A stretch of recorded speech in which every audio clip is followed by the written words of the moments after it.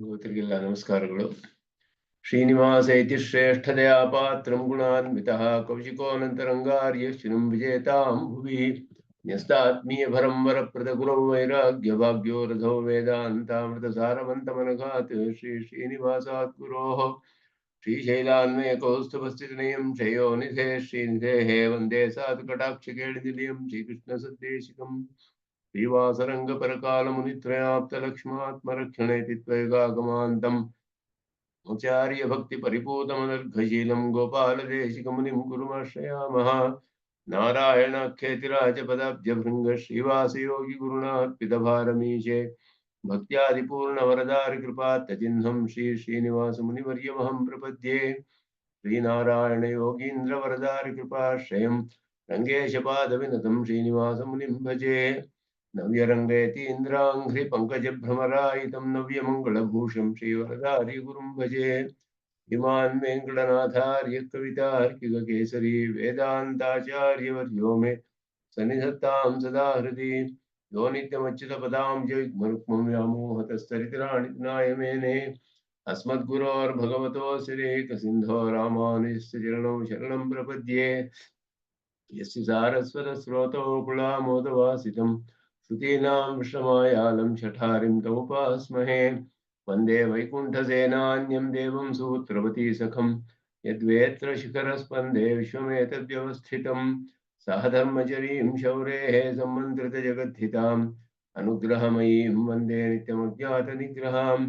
ಮಮಪ್ಯಾಜ್ಯಂ ಗುರುಂ ವಂದೇ ಕಮಲಾಗೃಹಮೇಧಿನಂ ಪ್ರವಕ್ತಾ ಛಂದಸಾಂ ಭಕ್ತಾ ಪಂಚರಾತ್ರಸ್ಯ ಸ್ವಯಂ. ಜ್ಞಾನಾನಂದಮಯಂ ದೇವಂ ನಿರ್ಮಲಸ್ಫಟಿಕಾಕೃತಿಂ ಆಧಾರಂ ಸರ್ವವಿದ್ಯಾನಾಂ ಹಯಗ್ರೀವముపాస్మహే. ಲಕ್ಷ್ಮೀನೇತ್ರೋತ್ಪಲ ಶ್ರೀ ಸತತ ಪರಿಚಯಾದೇಶ ಸಂವರ್ಧಮಾನಃ ನಾಭೀನಾಳೀಕರಿಂ ಖಣ್ಮಧುಕರಪಟಲೀ ದತ್ತಹಸ್ತಾವಲಂಬಃ. ಅಸ್ಮಾಕಂ ಸಂಪದೋಘಾನ ವಿರಲ ತುಳಸೀಧಾಮ ಸಂಜಾತ ಭೂಮಃ ಕಾಳಿಂದಿ ಕಾಂತಿಹಾರಿ ಕಲೇತು ವಪುಷಃ ಅಳಿಮಾ ಕೈಟಭಾರೇಃ.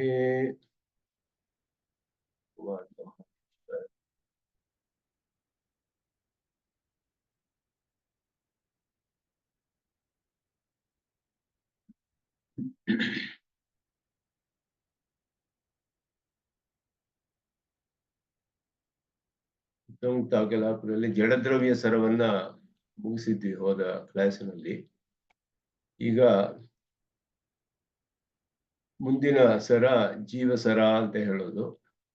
ಇದರಲ್ಲಿ ಜೀವಾತ್ಮನ ವಿಷಯ 5 ಸರಗಳಲ್ಲಿ ಜಡದ್ರವ್ಯ ಸರ, ಜೀವಸರ, ಅದಾದ ಮೇಲೆ ನಾಯಕ ಸರ, ಮತ್ತೆ ಬುದ್ಧಿಸರ, ಅದ್ರವ್ಯ ಸರ, 5 ಸರಗಳಿದೆ ಇದರಲ್ಲಿ. ಅದರಲ್ಲಿ ಒಂದು ಹಾರದಲ್ಲಿ ಮಧ್ಯಮಣಿ, ನ್ಯಾಯದಿಂದ ನಾಯಕಮಣಿ ಅಂತ ಹೇಳ್ತಾರೆ. ಮಧ್ಯದಲ್ಲಿ ಹಾಕುವ ಒಂದು ಮಣಿಗೆ, ಪ್ರಧಾನವಾದ ಒಂದು ಮಣಿಗೆ.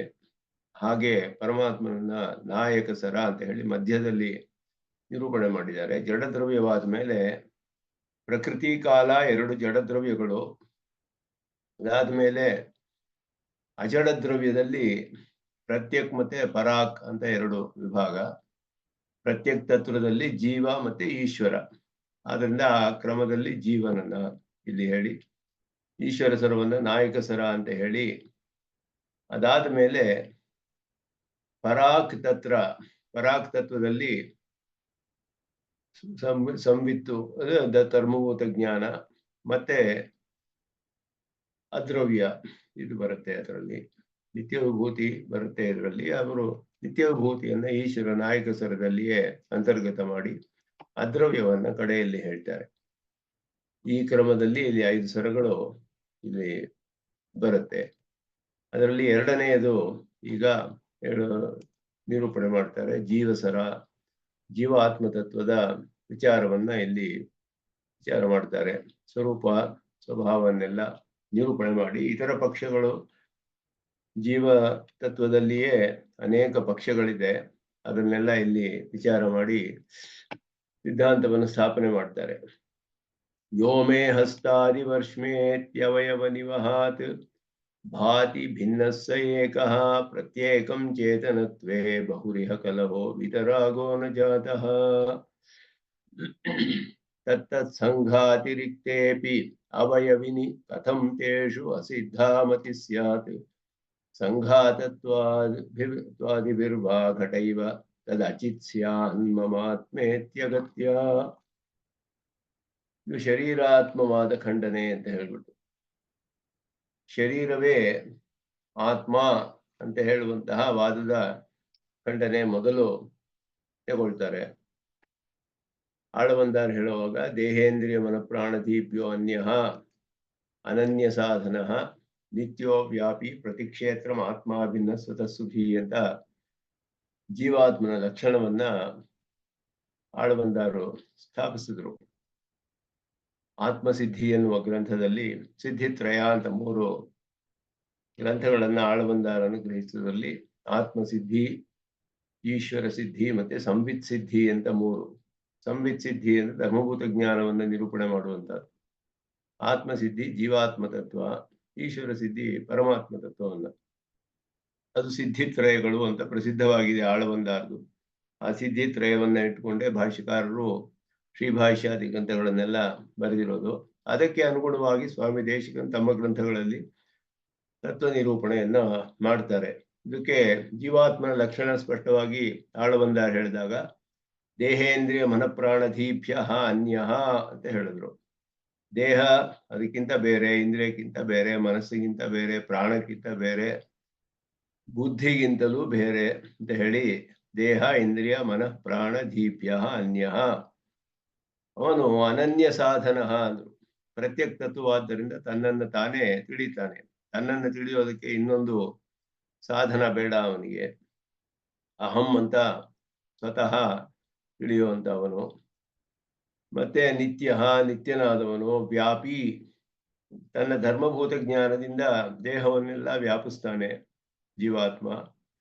ಪ್ರತಿಕ್ಷೇತ್ರಂ ಭಿನ್ನ, ಒಂದೊಂದು ದೇಹದಲ್ಲಿಯೂ ಬೇರೆ ಬೇರೆ ಜೀವಾತ್ಮರುಗಳಿದ್ದಾರೆ. ಸ್ವತಃ ಸುಖಿ, ಅವನ ಸ್ವರೂಪ ಅವನಿಗೆ ಅನುಕೂಲವಾಗಿದೆ, ಜ್ಞಾನಾನಂದ ಸ್ವರೂಪ. ಇದು ಆಳವಂದಾರ ಹೇಳುವ ಜೀವನ ಲಕ್ಷಣ. ಅದಕ್ಕೆ ಅನುಗುಣವಾಗಿ ಇಲ್ಲಿ ಮೊದಲು ದೇಹಕ್ಕಿಂತ ಆತ್ಮನು ಬೇರೆ, ಜೀವಾತ್ಮ ಬೇರೆ ಅನ್ನೋದನ್ನ ನಿರೂಪಣೆ ಮಾಡ್ತಾರೆ. ದೇಹವೇ ಆತ್ಮ ಅಂತ ಹೇಳುವ ವಾದಗಳಲ್ಲಿ ಹೇಗೆ ಅವರು ಅದನ್ನು ನಿರೂಪಣೆ ಮಾಡ್ತಾರೆ, ಅದನ್ನು ಪರೀಕ್ಷೆ ಮಾಡಿ ಅದನ್ನ ನಿರಸನ ಮಾಡ್ತಾರೆ. 6 ದ್ರವ್ಯಗಳಲ್ಲಿ ಪ್ರಕೃತಿ ಕಾಲ ಮುಗಿದ ಮೇಲೆ ಜೀವ, ಈಶ, ನಿತ್ಯ ವಿಭೂತಿ, ಧರ್ಮಭೂತ ಜ್ಞಾನ. ಅದರಲ್ಲಿ ಜೀವನನ್ನ ಮೊದಲು ಇಲ್ಲಿ ತಗೊಂಡ್ರು. ಅದರಲ್ಲಿ ಶರೀರ, ಇಂದ್ರಿಯ, ಮನಸ್ಸು, ಪ್ರಾಣ ಅಂತ ಭಿನ್ನ ಅಂತ ಹೇಳುವಾಗ ಶರೀರಕ್ಕಿಂತ ಭಿನ್ನನಾದವನು ಅದನ್ನ ಇಲ್ಲಿ ಮೊದಲು ಹೇಳ್ತಾರೆ. ಯೋಮೇ ಹಸ್ತಾದಿ ವರ್ಷಮ ಅಂದ್ರೆ ಶರೀರ ಅಂತ ಅರ್ಥ. ಇತಿ ಅವಯವ ನಿವಹಾತ್, ಅವಯವಗಳ ಸಮೂಹ, ನಿವಹ ಅಂದ್ರೆ ಸಮೂಹ. ನಿಹವಾತಿ ಭಿನ್ನ ಭಾತಿ ಭಿನ್ನ ಸಹ ಏಕಃ. ಮೇ ಹಸ್ತಾದಿ ನನ್ನ ಕೈ, ನನ್ನ ಕಾಲು ಅಂತ ಹೇಳಿದಾಗ ವರ್ಷಮ ನನ್ನ ಕಾಲು, ನಾನು, ಶರೀರ ಮೊದಲಾದದ್ದು ನನ್ನ ಶರೀರ. ಇತಿ ಅವಯವ ನಿವಹಾತ್, ಅವಯವಗಳ ನನ್ನ ಕಾಲು ನನ್ನ ಕೈ ಎನ್ನುವ ನಾನು ಅನ್ನುವ ಜೀವಾತ್ಮನಿಗಿಂತ ಕೈಕಾಲು ಅವಯವಗಳು ಬೇರೆ ಆಗಿರುವಂತೆ ವರ್ಷಮ ಇತಿ ಅವಯವ ನಿವಹಾತ್ ಭಿನ್ನ. ವರ್ಷಮ ಅಂದ್ರೆ ಶರೀರ, ನನ್ನ ಶರೀರ ಅನ್ನುವ ಅನುಭವವು ಬರೋದ್ರಿಂದ ಈ ಅವಯವಗಳ ಸಮುದಾಯ ರೂಪವಾದ ಶರೀರ, ಕೈಕಾಲು ಮೊದಲಾದ ಅವಯವಗಳ ಸಮೂಹವೇ ಶರೀರ ಅಂತ ಹೇಳಲ್ಪಡುತ್ತೆ, ಸಮುದಾಯ ರೂಪ. ಅದಕ್ಕಿಂತ ಅದು ಆ ಶರೀರಕ್ಕಿಂತಲೂ ಬೇರೆಯಾಗಿ ಭಿನ್ನ ಯಹ ಭಾತಿ ಸಹ ಏಕಃ, ಅವನು ಒಬ್ಬ ಅಖಂಡನಾದ ಜೀವ. ಅವನು ಪ್ರತ್ಯೇಕಂ ಚೇತನತ್ವೇ ಇಹ ಬಹು ಕಲಹ. ಶರೀರ ಜೀವ ಅಂತ ಹೇಳಿದ್ರೆ ಇಲ್ಲಿ ಪ್ರತ್ಯೇಕಂ ಚೇತನತ್ವೇ ಅಂದ್ರೆ ಒಂದೊಂದರಲ್ಲಿಯೂ ಚೇತನವಿದೆ ಅಂತ ಹೇಳಿದ್ರೆ, ಒಂದೊಂದರಲ್ಲಿಯೂ ಚೇತನವಿದೆಯೇ ಅಂತ ಹೇಳಿದ್ರೆ ಶರೀರದ ಅವಯವಗಳಲ್ಲಿ ಎಲ್ಲ ಒಂದೊಂದರಲ್ಲಿಯೂ ಚೇತನವಿದ್ರೆ ಆವಾಗ ಒಂದೊಂದು ಅವಯವದಲ್ಲಿ ಚೇತನ ಒಪ್ಪಿಕೊಂಡ್ರೆ ಚೈತನ್ಯ ಉಳ್ಳ ಚೇತನ ಜೀವನ ಲೋಕ ವ್ಯವಹಾರದಲ್ಲಿ ಒಂದು ಶರೀರದಲ್ಲಿ ಅನೇಕ ಜೀವರನ್ನು ಒಪ್ಪಬೇಕಾಗಿ ಬರುತ್ತೆ. ಒಂದು ರಾಜ್ಯದಲ್ಲಿ ಅನೇಕ ರಾಜರು ಅನ್ನೋ ಹಾಗೆ ಇಲ್ಲಿ ಅಭಿಪ್ರಾಯ ಭೇದಗಳಿಂದ ಸದಾ ಪರಸ್ಪರ ಜಗಳ ಉಂಟಾಗುತ್ತೆ. ಕೈಯಲ್ಲೂ ಒಂದು ಜೀವಾತ್ಮ ಇದ್ದಾನೆ, ಕಾಲಿನಲ್ಲಿ ಒಂದು ಜೀವಾತ್ಮ ಇದ್ದಾನೆ. ಹೀಗೆ ಒಂದೊಂದು ಅವಯವದಲ್ಲಿಯೂ ಚೈತನ್ಯವನ್ನು ಒಪ್ಕೊಂಡ್ರೆ, ಈಗ ಶರೀರ ಅಂತ ಹೇಳಿದ್ರೆ ಶರೀರವೇ ಜೀವ ಅಂತ ಹೇಳಿದ್ರೆ, ಶರೀರ ಎಲ್ಲ ಸೇರಿ ಸಮೂಹದಲ್ಲಿ ಒಬ್ಬ ಜೀವ ಇದ್ದಾನೆಯೋ, ಶರೀರ ಅನ್ನೋದು ಅವಯವಗಳಿಂದ ಮಾಡಲ್ಪಟ್ಟಿದೆ. ಒಂದೊಂದು ಅವಯವದಲ್ಲಿಯೂ ಜೀವನಿದಾನೋ, ಅಥವಾ ಅವಯವಕ್ಕಿಂತ ಅವುಗಳ ಸಮೂಹ ಅಂತ ಹೇಳುವ ಶರೀರದಲ್ಲಿ ಒಬ್ಬ ಜೀವ ಇದ್ದಾನೋ, ಹೇಗೆ ಇದು ಅನ್ನೋದನ್ನ ವಿಚಾರ ಮಾಡ್ತಾರೆ. ಒಂದೊಂದು ಅವಯವದಲ್ಲಿಯೂ ಜೀವಾತ್ಮ ಅಂತ ಹೇಳಿದ್ರೆ, ಒಂದು ರಾಜ್ಯದಲ್ಲಿ ರಾಜರು ಅನೇಕರಿದ್ರೆ ಅವರಲ್ಲಿ ಪರಸ್ಪರ ಜಗಳ ಬರೋ ಹಾಗೆ ಇಲ್ಲಿಯೂ ಬರ್ಬೇಕು. ಅವಾಗ ಪರಸ್ಪರ ರಾಗದ್ವೇಷಾದಿಗಳು ಅಭಿಪ್ರಾಯವಾಗಲಿ, ಅವುಗಳ ಜಗಳೇ. ರಾಗದ್ವೇಷಾದಿಗಳು ಪರಸ್ಪರ ಇರೋದಿಲ್ಲ ಇಲ್ಲಿ, ಕೈಗೂ ಕಾಲ್ಗೂ ಏನು ವಿರೋಧವಿಲ್ಲ, ಆದ್ರಿಂದ ಬರೋದಿಲ್ಲ. ಅಂದ್ರೆ ಆ ರೀತಿ ಒಬ್ಬ ವೀತರಾಗ ನ ಜಾತಃ ಅಂತ ಹೇಳ್ತಾರೆ ಸ್ವಾಮಿ ದೇಶಿಕರು. ಆ ರೀತಿ ಒಬ್ಬ ವೀತರಾಗ ಇನ್ನೂ ಹುಟ್ಟಲಿಲ್ಲ. ಎಲ್ಲರಿಗೂ ಕೂಡ ಈ ತ್ರಿಗುಣ ಅನ್ನೊಂತ ಹೇಳುವ ಸಂಬಂಧ ಇದ್ದೇ ಇದೆ. ಚತುರ್ಮುಖ ಬ್ರಹ್ಮನವರೆಗೂ ಎಲ್ಲರಿಗೂ ತ್ರಿಗುಣ ಇದೆ. ಆದ್ದರಿಂದ ಅವರೆಲ್ಲರೂ ಕೂಡ, ಎಲ್ಲರಿಗೂ ಇದು ಸಾಧ್ಯ. ಎಲ್ಲ ತ್ರಿಗುಣದ ಸಂಬಂಧ ಯಾರ್ಯಾರಿಗಿದೆಯೋ ಎಲ್ಲರಿಗೂ ಬರಬಹುದು. ಆದ್ದರಿಂದ ರಾಗಾದಿಗಳ ಪ್ರವೃತ್ತಿಗೆ ಕಾರಣ ಅದಿಲ್ಲದೆ ಹೋದರೆ ಜನ್ಮಕ್ಕೂ ಸಂಭವ ಇರೋದಿಲ್ಲ. ಅದಿಲ್ಲದೆ ಹೋಗಿದ್ದಿದ್ರೆ ಜನ್ಮವೇ ಉಂಟಾಗಬಾರ್ದಾಗಿತ್ತು. ಆದ್ದರಿಂದ ಒಬ್ಬ ಜನ್ಮವಾಗಿದೆ ಅಂತ ಹೇಳಿದ್ರೆ ಹಿಂದಿನ ಜನ್ಮದಲ್ಲಿ ಮಾಡಿದಂತಹ ಈ ರಾಗಾದಿಗಳು ಅವುಗಳಿಂದಲೇ ಅದರ ಫಲ ಅನುಭವಿಸುತ್ತಾನೆ ಶರೀರ ಬಂದಿರೋದು. ಇಲ್ಲೇ ಹೋದರೆ ಶರೀರವೇ ಬರ್ತಾ ಇರಲಿಲ್ಲ. ಆದ್ದರಿಂದ ರಾಗಾದಿಗಳು ಇದ್ದೇ ಇರಬೇಕು. ಅದೆಲ್ಲ ಇರೋದ್ರಿಂದ ಜಗಳಗಳು ಅನಿವಾರ್ಯ. ಪರಸ್ಪರ ವಿರೋಧ ಬರಬೇಕು ಒಂದೊಂದು ಅವಯವಗಳಿಗೂ. ಇದೆಲ್ಲ ತರ್ಕದ ಮೂಲಕ ಇದು. ಅದರಿಂದ ತತ್ ಸಂಘಾತಿರಿಕ್ತೆ ಅಪಿ ಅವಯವನಿ ಕಥಂ ತೇಷು ಅಸಿದ್ಧ ಮತಿ ಸ್ಯಾತ್. ಇಲ್ಲ, ಇದು ಅವಯವಗಳಿಗಿಂತ ನೈಯಾಯಿಕರು ಹೇಳಿದ್ರು, ಅವಯವಕ್ಕಿಂತ ಅವಯವಿ ಎನ್ನುವುದು ಅತಿರಿಕ್ತವಾದ ಪದಾರ್ಥ. ಒಂದು ಕಾರ್ಯ ಉಂಟಾದ್ರೆ ಕಾರ್ಯ ಭಾವ ಆರಂಭದಲ್ಲಿ ಹೇಳುವಾಗ ಕಾರಣದಿಂದ ಉಂಟಾಗುವ ಕಾರ್ಯ ಬೇರೆ ಪದಾರ್ಥ, ಹೊಸದಾಗಿ ಉತ್ಪನ್ನವಾಗುತ್ತೆ ಅಂದ್ರು. ಅವಯವಗಳಿಂದ ಉಂಟಾಗುವಂತಹ ಅವಯವಿ ಬೇರೆ ಅತಿರಿಕ್ತವಾದ ಪದಾರ್ಥ ಶರೀರ. ಅದರಲ್ಲಿ ಮಾತ್ರ ಒಪ್ಪಿ ನಾವು ದೋಷವನ್ನ ಪರಿಹಾರ ಮಾಡ್ಬೋದು. ಚೈತನ್ಯ ಒಂದೊಂದು ಅವಯವದು ಇಲ್ಲ, ಶರೀರದಿದೆ ಅಂತ ಹೇಳಿದ್ರೆ ಅವಯವದಲ್ಲಿ ಇಲ್ಲದೆ ಇರುವ ಗುಣ ಅವಯವಿಯಲ್ಲಿ ಹೇಗೆ ಬರುತ್ತೆ ಅನ್ನುವ ಪ್ರಶ್ನೆ ಬರುತ್ತೆ. ಅವಯವಗಳಲ್ಲಿ ಇರೋ ಗುಣವೇ ಅವಯವಿಗೆ ಬರಬೇಕು. ಆದ್ರಿಂದ ಇದು ಕಾರಣ ಗುಣ ಕಾರ್ಯ ಸಂಕ್ರಾಮಂತಿ ಎನ್ನುವ ನ್ಯಾಯ ಇದೆ. ಅವಯವದಲ್ಲಿ ಇಲ್ಲದೆ ಇರೋದು ಅವಯವದಲ್ಲಿ ಇಲ್ಲದೆ ಇರೋದು ಅವಯವಿಗೆ ಹೇಗೆ ಬರಕ್ ಸಾಧ್ಯ? ಆದ್ದರಿಂದ ಅದರಲ್ಲಿ ಇಲ್ಲದೆ ಇರೋ ಗುಣ ಸಮುದಾಯ ರೂಪವಾದ ಅವಯವಲ್ಲೂ ಇರೋದು ಸಾಧ್ಯವಿಲ್ಲ. ಶರೀರದಲ್ಲಿಯೂ ಚೈತನ್ಯ ಇಲ್ಲದೆ ಹೋಗ್ಬೇಕಾಗುತ್ತೆ. ಸತ್ ಸಂಘಾತ ಅತಿರಿಕ್ತೇಪಿ ಅವಯವನಿ ತೇಷು ಅಸಿದ್ಧಾಮತಿ ಕಥಂ ಸ್ಯಾತ್. ಅವಯವಗಳಿಗಿಂತ ಅವಯವಿ ಅತಿರಿಕ್ತ ಅಂತ ಒಪ್ಕೊಳ್ಬೇಕು ಅಂತ ಹೇಳ್ತಾರೆ. ಒಪ್ಕೊಂಡ್ರು ಗುಣಕ್ಕೆ ಅವಯವ ಗುಣ ಕಾರಣ, ಆದ್ದರಿಂದ ಕಾಣಿಸ್ಕೊಳ್ಳಲು ಸಾಧ್ಯವಿಲ್ಲ. ಅಷ್ಟೇ ಅಲ್ಲದೆ ಸಂಘಾತತ್ವಾದಿಭಿ ಘಟವತ್ ಅಚಿತ್ ಸ್ಯಾತ್. ಅವಯವಗಳೆಲ್ಲ ಅಚೇತನ, ಚೈತನ್ಯ ಇಲ್ಲ ಅವಯವಗಳಲ್ಲಿ ಅಂತ ಹೇಳಿದ್ರೆ ಅವಯವಗಳು ಅಚೇತನವಾಯ್ತು, ಅಚಿತ್ತ ಆಯ್ತು. ಅದೆಲ್ಲ ಅಚಿತ್ತಗಳ ಸಂಘಾತ ಹೋಗಿ ಚಿತ್ತು ಬರಕ್ಕಾಗೋದಿಲ್ವಲ್ಲ. ಶರೀರ ಸಂಘಾತವಾಗಿದ್ರೆ ಸಂಘಾತವಾದರೆ ಅದು ಘಟದಂತೆ ಅಚೇತನ ಆಗ್ಬೇಕಾಗುತ್ತೆ. ಯಾವ್ದು ಸಂಘಾತವೋ ಅದೆಲ್ಲ ಅಚೇತನ ಆಗ್ಬೇಕು. ಆದ್ದರಿಂದ ಸಂಘಾತವಾಗಿ ಸಂಘಾತಸ್ಯ ಪರಾರ್ಥತ್ವಾತ್ ಅಂತ ಹೇಳಿದ್ರು. ಸಂಘಾತ ಇರುವುದು ಪರಾರ್ಥವಾಗಿಯೇ. ಸಂಘಾತಸ್ಯ ಪರಾರ್ಥತ್ವಾತ್ ಸಾಂಖ್ಯರು ಹೇಳ್ತಾರೆ. ಸಂಘಾತವು ಪರಾರ್ಥವಾಗಿಯೇ ಇರೋದು, ಚೈತನ್ಯ ಯಾರಿಗೆ ಸಾಧ್ಯವಿಲ್ಲ. ಅದು ಇನ್ನೊಬ್ಬನ ಸಚೇತನನ ಪ್ರಯೋಜನಕ್ಕೋಸ್ಕರ ಉಂಟಾಗುತ್ತೆ. ಸಂಘಾತ ಅನ್ನೋದು ಕೆಲವು ಪದಾರ್ಥಗಳು ಸೇರಿ ಉಂಟಾಗುವಂತಹದ್ದು. ಅದು ಉತ್ಪನ್ನವಾಗುತ್ತೆ. ಉತ್ಪನ್ನವಾಗುವುದಕ್ಕೆ ನಾಶವಿದೆ. ಉತ್ಪನ್ನವಾಗುವುದು ನಾಶವಿರುವಂತಹದ್ದು. ಅದು ಚೇತನವಾಗಲು ಸಾಧ್ಯವಾಗಿಲ್ಲ. ಘಟದಂತೆ ಅಚೇತನ ಆಗ್ಬೇಕು. ಅದು ಕೂಡ ನನ್ನ ಶರೀರ ಅನ್ನೋ ಅನುಭವಕ್ಕ, ಶರೀರಕ್ಕಿಂತಲೂ ನಾನು ಅನ್ನೋ ಜೀವ ಬೇರೆ. ಅದಕ್ಕೆ ನಾವು ಹೇಳ್ತೀವಿ ನನ್ನ ಶರೀರ ಅಂತ ಬರುತ್ತಲ್ಲ ಅನುಭವ, ನಾನು ಬೇರೆ ಶರೀರ ಬೇರೆ ಅಂತ ಸ್ಪಷ್ಟವಾಗಿ ಅನುಭವ ಬರುತ್ತೆ ನಮ್ಗೆ ಅಂತ ಹೇಳಿದ್ರೆ, ಅವ್ರು ಹೇಳ್ತಾನೆ ಪೂರ್ವ ಪಕ್ಷಿ, ಹಾಗಾದ್ರೆ ನನ್ನ ಆತ್ಮ ಅಂತ ಕೂಡ ನಮ್ಗೆ ಅನುಭವ ಬರುತ್ತೆ. ನನ್ನ ಆತ್ಮ ಅಂದಾಗ ಏನು ಹೇಳ್ತೀರಾ ನೀವು? ನಾನು ಬೇರೆ ಆತ್ಮ ಬೇರೆ ಅಂತ ಹೇಳ್ತೀರಾ ಅಂತ ಪ್ರಶ್ನೆ ಕೇಳ್ತಾರೆ. ನನ್ನ ಶರೀರ ಅನ್ನೋ ಅನುಭವ, ಶರೀರಕ್ಕಿಂತಲೂ ನಾನು ಬೇರೆ ಜೀವ ಅಂತ ಹೇಳಿದ್ರೆ ನನ್ನ ಆತ್ಮ ಅಂತ ಹೇಳ್ತೀವಿ. ಅದರಲ್ಲಿ ಹೇಗೆ ಹೇಳ್ತೀರಾ? ಅಲ್ಲಿ ಅಗತ್ಯ ಅಂತ ಹೇಳಿದ್ರು. ಗತಿ ಇಲ್ಲ ಬೇರೆ. ಶರೀರವೇ ಆತ್ಮ ಎಂಬ ಪಕ್ಷದಲ್ಲಿ ಈ ಅನುಭವ ಹೊಂದೋದಿಲ್ಲ. ಆತ್ಮ ಪ್ರತೀತಿಯನ್ನ ಇಬ್ಬರು ಅನಿವಾರ್ಯವಾಗಿ ಗೌಣವಾಗಿ ಒಪ್ಪಬೇಕು. ಇಲ್ಲಿ ನಾವು ಔಪಚಾರಿಕ ಅಂತ ಹೇಳ್ತೀವಿ. ಆತ್ಮ ಅಂತ ಹೇಳೋದು ನನ್ನ ಆತ್ಮ ಅನ್ನುವಾಗ ಅಲ್ಲಿ ಔಪಚಾರಿಕ, ನಾನೇ ಆತ್ಮ ಅಂತಾನೆ ಅರ್ಥ. ಅಲ್ಲಿ ನನ್ನ ಆತ್ಮ ಅಂತ ಹೇಳಿದ್ರೆ ಆತ್ಮನು ನಾನು ಒಂದೇ ಅಂತಾನೆ ಅರ್ಥ ಹೇಳ್ಬೇಕಲ್ಲಿ. ಆದ್ದರಿಂದ ನಾನು ಬೇರೆ ಆತ್ಮ ಬೇರೆ ಅಂತ ಅರ್ಥವಲ್ಲ ಅಲ್ಲಿ. ಆದ್ದರಿಂದ ಇಲ್ಲಿ ಆತ್ಮ ಅನ್ನೋದಕ್ಕೆ ಮನಸ್ಸು ಅನ್ನುವ ಅರ್ಥ ಬಂದ್ರೆ ಜೀವ ಅನ್ನೋ ಅರ್ಥ ಆಗೋದಿಲ್ಲ. ಅವಾಗ ನನ್ನ ಮನಸ್ಸು ಅನ್ನೋ ಅರ್ಥ ಬರುತ್ತೆ. ಆತ್ಮ ಶಬ್ದಕ್ಕೆ ಅನೇಕ ಅರ್ಥಗಳಿದೆ. ನಾನು ಅನ್ನುವ ಅರ್ಥವೂ ಇದೆ, ಮನಸ್ಸು ಅನ್ನೋ ಅರ್ಥವೂ ಇದೆ, ಜೀವಾತ್ಮ ಅನ್ನೋ ಅರ್ಥವಿದೆ, ಪರಮಾತ್ಮ ಅನ್ನುವ ಅರ್ಥ ಬರುತ್ತೆ. ಅನೇಕ ಅರ್ಥಗಳಲ್ಲಿ ಬರುತ್ತೆ ಇಲ್ಲಿ. ಆದ್ದರಿಂದ ಇಲ್ಲಿ ಕೆಲವು ಕಡೆ ಅಭೇದವೇ ಅರ್ಥ ಅಂತ ಎಲ್ಲರೂ ಒಪ್ಕೊಂಡಿದ್ದಾರೆ. ಅಂತ ಕಡೆ ಷಷ್ಠಿ ಭಕ್ತಿಯಲ್ಲಿ ಸಂಬಂಧ ಸಾಮಾನ್ಯ ಹೇಳುವಾಗ ನನ್ನ ಆತ್ಮ ಅನ್ನುವಾಗ ಕೆಲವು ಕಡೆ ಅಭೇದವನ್ನ ಅರ್ಥ ಮಾಡ್ಬೇಕಾಗುತ್ತೆ. ಅದು ಒಪ್ಕೊಂಡ್ರಿಂದ ನಾವು ಆ ರೀತಿ ಮಾಡಬಹುದು ಅಂತ ಇಲ್ಲಿ ಹೇಳಿದ್ರು.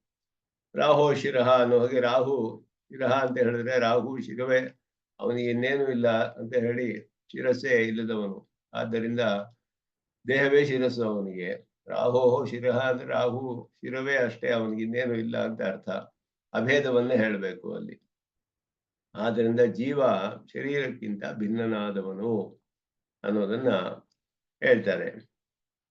ಇಲ್ಲಿ ಪಾಮರರು ಎರಡನೆಯ ಶ್ಲೋಕ ಹೋದ್ರು. ಅದಾದ್ಮೇಲೆ ಇಲ್ಲಿ ಸಂಸ್ಕೃತದಲ್ಲಿ ತುಂಬಾ ವಿಸ್ತಾರವಾದ ವ್ಯಾಖ್ಯಾನ ಮಾಡ್ತಾರೆ, ಇದರಲ್ಲಿ ವಿಚಾರ ಮಾಡ್ತಾರೆ. ಇದರಲ್ಲಿ ತರ್ಕಗಳನ್ನೆಲ್ಲ, ಅನೇಕ ತರ್ಕಗಳನ್ನ ಆಚಾರ್ಯರು ಹೇಳಿ ಇದರಲ್ಲಿ ವಿಸ್ತಾರವಾಗಿ ವಿಚಾರ ಮಾಡ್ತಾರೆ. ಸ್ವಲ್ಪ ಮೊದಲು ಅದನ್ನ ಸಾಮಾನ್ಯವಾದ ಅರ್ಥವನ್ನು ಹೇಳಿದ್ರು. ಇದು ಕನ್ನಡದಲ್ಲಿ ನೋಡಿದ್ವಿ. ಜಡದ್ರವ್ಯ ನಿರೂಪಣಾ ಅನಂತರಂ ಯಥಾ ವಿಭಾಗಂ ಅಜಡದ್ರವ್ಯ ನಿರೂಪಣೆ ಪ್ರಾಪ್ತೆ ಪ್ರಥಮಸ್ಯ ಪ್ರತ್ಯಗರ್ಥಸ್ಯ ನಿರೂಪಣೆ ಕ್ರಮ ಪ್ರಾಪ್ತೆ ತತ್ರಾಪಿ ಆದ್ಯಂ ಜೀವತತ್ವ ನಿರೂಪಯಿತು ಉಪಕ್ರಮತೆ ಅಂತ ಹೇಳಿ ಆರಂಭಿಸಿದ್ರು.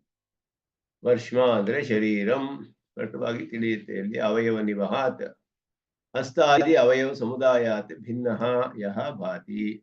ಎಲ್ಲರಿಗೂ ಅನುಭವ ಆಗೋದ್ರಿಂದ ಆ ರೀತಿ ಅವನು ಅವಯವ ಅತಿರಿಕ್ತ ಅಖಂಡ ಅನ್ಯೇವ ನ ಸಂಘಾತಃ. ಅಂದ್ರೆ ಅವನು ಭೂತ ಸಮುದಾಯವಲ್ಲ. ಶರೀರ ಅನ್ನೋದು ಭೂತ ಸಮುದಾಯ, ಭೂತ ಸಂಘಾತ ಅದು. ಆದ್ದರಿಂದ ಅದು ಆತ್ಮನಾಗಕ್ಕೆ ಸಾಧ್ಯವಿಲ್ಲ. ಸಂಘಾತಿ ಸಂಘಾತ ಘಟಕ ಪ್ರತ್ಯೇಕ ಪದಾರ್ಥ ಅಂತ ಅರ್ಥ. ಅಂದ್ರೆ ಸಂಘಾತಿ ಅದೊಂದು ಬೇರೆ, ಸಂಘಾತಕ್ಕೆ ಕಾರಣನಾದವನು ಅಂತ ಅರ್ಥ. ಸಂಘಾತಸ್ಯ ಸಂಘಾತಿ ಆತ್ಮಕತ್ವೇನ ಏಕತ್ವ ಅಸಂಭವಾತ್. ಇಲ್ಲಿ ಅಹಮರ್ಥ ಏಕತೆಯ ಭಾನಾತ್ ಸಂಘಾತಾತ್ಮಕ ನಿರಾಸಹ. ಸಂಘಾತ ಜೀವವೇ, ನಾಳೆ ಶರೀರವೇ ಜೀವನಿಗೂ ಶರೀರಿಗೂ ಒಂದೇ ಅಂತಾನೆ ನಮ್ಗೆ ಅನುಭವ ಆಗ್ತಾ ಇದೆಯಲ್ಲ. ಆದರೆ ಅದಕ್ಕೆ ಹೇಗೆ ಬೇರೆ ಅಂತ ಹೇಳೋದು ಅನ್ನೋದು ವಿಚಾರ ಇಲ್ಲಿ. ನನ್ನ ಶರೀರ ಅನ್ನುವ ಪ್ರಯೋಗದಲ್ಲಿ ಹಾಗೆ ತಿಳಿದು ಬರುತ್ತೆ ಅನ್ನೋದು ಅನುಭವ ಸಿದ್ಧ ಅಂತ ಹೇಳಿದ್ರು. ಶಾಸ್ತ್ರದಲ್ಲಿ ಸ್ಪಷ್ಟವಾಗಿ ಹೇಳಿದೆ. ಅದು ಶರೀರ ಅಚೇತನ ಅನ್ನೋದು ಅವಯವು, ಅದು ಸಂಘಾತದಿಂದ ಉಂಟಾಗಿರುವಂತಹದ್ದು. ಅವಯವಗಳ ಸಂಘಾತವಾದ್ರಿಂದ ಅದು ಉತ್ಪತ್ತಿ ನಾಶಗಳನ್ನು ಹೊಂದಿರುವಂತಹದ್ದು. ಅದು ಜೀವನಾಗಲು ಚೈತನ್ಯ ಆಗಲು ಸಾಧ್ಯವಿಲ್ಲ. ಚೈತನ್ಯವಾಗಬೇಕಾದ್ರೆ ಅವಯವಗಳಲ್ಲಿಯೂ ಚೈತನ್ಯವಿರಬೇಕು. ಅವಯವಗಳಲ್ಲಿ ಇಲ್ಲದೆ ಇರೋ ಗುಣ ಅವಯವಿ ಇಲ್ಲಿ ಬರಕ್ಕೆ ಸಾಧ್ಯವಿಲ್ಲ. ಇದನ್ನೆಲ್ಲ ಹೇಳ್ತಾರೆ. ಮತ್ತೆ ಸಿದ್ಧಾಂತದಲ್ಲಿ ನಾವು ಅತಿರಿಕ್ತವಾದ ಅವಯವಿ ಅನ್ನೋದನ್ನ ಒಪ್ಕೊಂಡಿಲ್ಲ. ಕಾರಣಗಳೇ ಕಾರ್ಯ ಅಂತ ಹೇಳಿದ್ರೆ ಅವಸ್ಥಾಂತರಾಪತ್ತಿ ಅಂತ ಅರ್ಥ. ಕಾರಣಗಳು ಇನ್ನೊಂದು ಅವಸ್ಥೆಯಲ್ಲಿರೋದೇ ಕಾರ್ಯ. ನೈಯಾಯಿಕರು ಅದು ಅತಿರಿಕ್ತವಾದ ಪದಾರ್ಥ ಅಂತ ನಿರೂಪಣೆ ಮಾಡ್ತಾರೆ. ಇದೆಲ್ಲ ನಮ್ಮ ಸಿದ್ಧಾಂತದಲ್ಲಿ ವಿಶೇಷವಾದ ಅರ್ಥಗಳು. ಅದು ನೈಯಾಯಿಕರಿಗೆ ಹೇಳೋ ಹಾಗೆ ಅವಯವಿ ಅನ್ನೋದು ಬೇರೆ ಅತಿರಿಕ್ತ ಪದಾರ್ಥ ಇಲ್ಲ ನಮ್ಗೆ. ಅವಯವ ಸಂಯೋಗಸ್ಯ ಅತಿರಿಕ್ತಸ್ಯ ಅವರು ನೈಯಾಯಿಕರು ಒಪ್ಕೊಂಡಿದ್ದಾರೆ. ಆದರ್ಶ ಸಂಯೋಗ ವಿಶಿಷ್ಟಾನಾಮಯವಯಾನಂ ವಿಶಿಷ್ಟ ರೂಪೇಣ ಅತಿರಿಕ್ತತ್ವ ವ್ಯವಹಾರ ಏಕತ್ವಸ್ಯ ತದ್ಗತತ್ವೇನ ಮುಖ್ಯತ್ವಮೇವ. ಅವರಿಗೆ ಮುಖ್ಯ ಅಂತ ಹೇಳಿದ್ರು. ಅಂದ ಸಾಂಖ್ಯ ಸಮ್ಮತ ಸತ್ಕಾರ್ಯವಾದೋವಾ ವೈಶೇಷಿಕ ಸತ್ಕಾರ್ಯವಾ ತಥೈವನ ಖಂಡ್ಯತೆ. ಇದು ಹಿಂದೆ ಅದನ್ನ ಹೇಳಿದ್ರು. ಸಾಂಖ್ಯರು ಹೇಳುವ ಸತ್ಕಾರ್ಯವಾದದಲ್ಲಿ ಅವಸ್ಥೆಗಳು ಕೂಡ ಮೊದಲಿಯೇ ಇರಬೇಕು, ಪೂರ್ವಭಾವಿಯಾಗಿ ಇರಬೇಕು ಅಂತ ಹೇಳಿದ್ರು. ಕಾರಣದಲ್ಲಿ ಕಾರ್ಯ ಅಷ್ಟೇ ಇರೋದು ಮುಖ್ಯವಲ್ಲ, ಅವಸ್ಥೆಗಳು ಇರಬೇಕು ಅಂತ ಹೇಳಿದ್ರು. ಸತ್ಕಾರ್ಯ ಅಂತ ಹೇಳಿದ್ರೆ ಕಾರ್ಯ ಪರಿಪೂರ್ಣವಾಗಿ ಕಾರಣದಲ್ಲಿ ಇರ್ಬೇಕು. ಕಾರ್ಯ ಅಂದ್ರೆ ಅವಸ್ಥಾಂತರಾಪತ್ತಿ ಅಂದ್ರೆ ಅವಸ್ಥೆಗಳು ಕೂಡ ಮೊದಲೇ ಇರಬೇಕು ಅಂತ ಹೇಳಿದ್ರು. ನಾವು ಹೇಳಿದ್ವಿ ಅವಸ್ಥೆಗಳು ಉತ್ಪನ್ನವಾಗುತ್ತೆ, ನಾಶವಾಗುತ್ತೆ, ಅದು ಬರುತ್ತೆ ಹೋಗುತ್ತೆ, ಆಗಂತುಕ ಧರ್ಮ ಅವಸ್ಥೆ ಅಂತ ಹೇಳೋದು, ಬರುತ್ತೆ ಹೋಗುತ್ತೆ. ಆದರೆ ಅದಕ್ಕೆ ಆ ಕಾರ್ಯವನ್ನು ಉಂಟು ಮಾಡುವ ಶಕ್ತಿ ಕಾರಣದಲ್ಲಿ ಇರಬೇಕು, ಇಲ್ಲೇ ಹೋದ್ರೆ ಅದು ಉಂಟಾಗೋದಿಲ್ಲ. ಆದ್ರಿಂದ ಆ ರೀತಿ ನಾವು ವೈಶೇಷಿಕರು ಹೇಳಿದ್ರು ಕಾರ್ಯ ಇರೋದೇ ಇಲ್ಲ ಕಾರಣದಲ್ಲಿ, ಅಸತ್ಕಾರ್ಯವಾದಿಗಳು. ಇದೆಲ್ಲ ಹಿಂದೆ ಪರೀಕ್ಷೆ ಮಾಡೋದು ಕಾರ್ಯಕಾರಣ ವಾರದಲ್ಲಿ. ಶರೀರ ಅತಿರಿಕ್ತದಲ್ಲಿ ಯುಕ್ತಿಯನ್ನು ಹೇಳ್ತಾರೆ. ಅವ್ರು ಹೇಗೆ ಶರೀರ ಅತಿರಿಕ್ತವಾದದ್ದು ಅನ್ನೋದಕ್ಕೆ ಅವಯವ ಸಂಘಾತ ರೂಪತ್ವಾದ ಅವಯವಿನಃ ಅವಯವಾನಾಂ ಪ್ರತ್ಯೇಕಂ ಆತ್ಮತ್ವಂ ಸಂಘಾತಸ್ಯ ಇತಿ ವಿಕಲ್ಪೆ. ಒಂದೊಂದು ಆತ್ಮವೇ ಇಲ್ಲ, ಸಂಘಾತವೇ ಆತ್ಮವೇ ಅಂತ ಹೇಳಿದ್ರೆ, ಪ್ರತ್ಯೇಕ ಅಂತ ಹೇಳಿದ್ರೆ ಆವಾಗ ವಿರೋಧ ಬರುತ್ತೆ, ಪರಸ್ಪರ ಅಭಿಪ್ರಾಯ ಭೇದ ಮೊದಲಾದೆಲ್ಲ ನಿಯತವಾಗಿ ಇದೆ ಲೋಕದಲ್ಲಿ ಕಂಡು ಬರೋದ್ರಿಂದ ಆ ರೀತಿ ವಿರೋಧ ಬರಬೇಕು. ಆದರೆ ಹಾಗೆ ಕಂಡು ಬರೋದಿಲ್ಲ, ಆದ್ದರಿಂದ ಇದು ಸಾಧ್ಯವಿಲ್ಲ. ಎಲ್ಲರಲ್ಲಿಯೂ ಅಭಿಪ್ರಾಯ ಭೇದ ಲೋಕದಲ್ಲಿ ತ್ರಿಗುಣ ಸಂಬಂಧ ಇದ್ರೆ ಅದು ಬರಲೇಬೇಕು, ಆದರೆ ಹಾಗೆ ಕಂಡು ಬರೋದಿಲ್ಲ. ಮತ್ತೆ ಇಲ್ಲಿ ಪ್ರತ್ಯೇಕಂ ಅಹಮರ್ಥತ್ವೇ ಏಕೇನ ಅನುಭೂತಸ್ಯ ಅನ್ಯೇನ ಪ್ರತಿಸಂಧಾನ ಅನುಪಪತ್ತಿರಪಿ ದೋಷೋ ಜ್ಞೇಯ. ಇದೆಲ್ಲ ಅಧಿಕವಾಗಿ ಹೇಳ್ತಾರೆ ಇಲ್ಲಿ. ಒಂದೊಂದು ಅವಯವದಲ್ಲೂ ಒಂದೊಂದು ಚೇತನ ಇದೆ ಅಂತ ಹೇಳಿದ್ರೆ ಪ್ರತ್ಯಭಿಜ್ಞಾ ಅನ್ನೋದೊಂದು ಇದೆಯಲ್ಲ, ಹಿಂದೆ ಅನುಭವಿಸಿದ್ದನ್ನ ಜ್ಞಾಪಕ ಇರೋದು, ಬೇರೆ ಬೇರೆಯಾಗಿ ಬರ್ಬೇಕು ಅವಾಗ ಜ್ಞಾಪಕ ಅಂತ ಹೇಳೋದು. ಒಂದೇ ಚೇತನನಿಗೆ ಬರೋಕ್ಕಾಗೋದಿಲ್ಲ. ನಮಗೆ ನಿನ್ನೆ ಆಗಿದ್ದ ವಿಷಯ ಇವತ್ತು ಜ್ಞಾಪಕ ಬರ್ಬೇಕಾದ್ರೆ ನಮ್ಮ ದೇಹದಲ್ಲಿ ಒಂದೊಂದು ಅವಯವದಲ್ಲಿ ಒಂದೊಂದು ಚೇತನ ಇದ್ರೆ ಹಾಗೆ ಸಾಧ್ಯವಿಲ್ಲ. ಬೇರೆ ಬೇರೆ ಅನುಭವಗಳಾಗ್ಬೇಕು ಅವಾಗ ಆ ಚೇತನರಿಗೆ. ಇದೆಲ್ಲ ಇದರಲ್ಲಿಯೇ ಅರ್ಥ ತಿಳಿಯುತ್ತೆ ನಮ್ಗೆ ಅಂತ ಹೇಳ್ತಾರೆ. ಅದನ್ನ ಪೂರ್ವಾನುಭೂತವಾನ್ಯ ತಸ್ಯೈವ ಖಲು ಕಾಲಾಂತರೇ ಸ್ಮರಣಂ. ಅದರಿಂದ ಸಮುದಾಯದಲ್ಲಿಯೇ ಚೈತನ್ಯ ಅಂತ ಇಟ್ಕೊಳ್ಳಿ ಪೂರ್ವ ಪಕ್ಷಿ ಹೇಳಿದ್ರೆ. ಪ್ರತಿಸಂಧಾನ ನಿರ್ವಾಹಾತ್ ಅವಯವಿನಿ ಅವಯವಾಕ್ಯ ಪದಾರ್ಥೆ. ಹಾಗೆ ಹೇಳಿದ್ರೆ ಅವಯವದಲ್ಲಿ ಇಲ್ಲದೆ ಇರೋ ಚೈತನ್ಯ ಅವಯವಿಯಲ್ಲಿ ಹೇಗೆ ಬರುತ್ತೆ ಅಂತ ಹೇಳ್ತೀವಿ. ಪ್ರತ್ಯೇಕಂ ಅವಯವೇಶು ಅಸಿದ್ಧ ಅಸತಿ ಮತಿ ಕಥಂ ತತ್ರ ಸ್ಯಾತ್. ಸರ್ವಥಾ ಅಸತ್ಕಾರ್ಯವಾದಸ್ಯ ಪೂರ್ವಮೇವ ನಿರಸ್ತತ್ವಾತ್. ಅಸತ್ಕಾರ್ಯವಾದ ಪೂರ್ವದಲ್ಲಿ ನಾವು ನಿರಾಸನ ಮಾಡಿದೀವಿ, ಅದನ್ನ ಮತ್ತೆ ಇಲ್ಲಿ ಹೇಳ್ಬೇಕಾಗಿಲ್ಲ. ಆದ್ದರಿಂದ ಕಾರ್ಯದಲ್ಲಿ ಕಾರಣ ಗುಣ ಇರಲೇಬೇಕು. ಕಾರ್ಯವು ಕಾರಣದಲ್ಲಿ ಇಲ್ಲ ಅಂತ ಹೇಳೋದು ಅಸತ್ಕಾರ್ಯವಾದ, ಹೊಸದಾಗಿ ಉತ್ಪನ್ನವಾಗುವುದು. ಅದನ್ನ ಆಗಲೇ ತಳ್ಳಿ ಹಾಕಿದೆ ಹಿಂದೆಯ ಜಡದ್ರವ್ಯ ಸ್ವರದಲ್ಲಿಯೇ. ಆದ್ದರಿಂದ ಅದನ್ನ ಮತ್ತೆ ಇಲ್ಲಿ ಹೇಳ್ಬೇಕಾಗಿಲ್ಲ. ಅದರಿಂದ ಅವಯವದಲ್ಲಿ ಇಲ್ಲದೇ ಇರುವ ಚೈತನ್ಯ ಅವಯವಿಯಲ್ಲಿ ಬರಕ್ ಸಾಧ್ಯವಿಲ್ಲ. ಅದರಿಂದ ಸಂಘಾತದವು ಶರೀರವು ಚೈತನ್ಯವಾಗಕ್ಕೆ ಸಾಧ್ಯವಿಲ್ಲ ಅನ್ನೋದು ಇಲ್ಲಿ ಹೇಳ್ತಾರೆ. ಅದೇ ಅವಯವಿನಃ ಶರೀರಸ್ಯ ಪ್ರತ್ಯೇಕ ಅವಯವಾಪೇಕ್ಷೆಯ ಅತಿರಿಕ್ತತ್ವೇಪಿ ಪ್ರತ್ಯೇಕಂ ಅಸತಃ ಚೈತನ್ಯಸ್ಯ ಸಮುದಾಯೇವ ಸತ್ವಂ ವಿರುದ್ಧಮೇವ. ಒಂದು ಉದಾಹರಣೆ ಕೊಟ್ಟರು. ನಹಿ ಶತಮಪಿ ಅಂಧಾಹ ಪಂಥಾನಂ ಪಶ್ಯಂತಿ.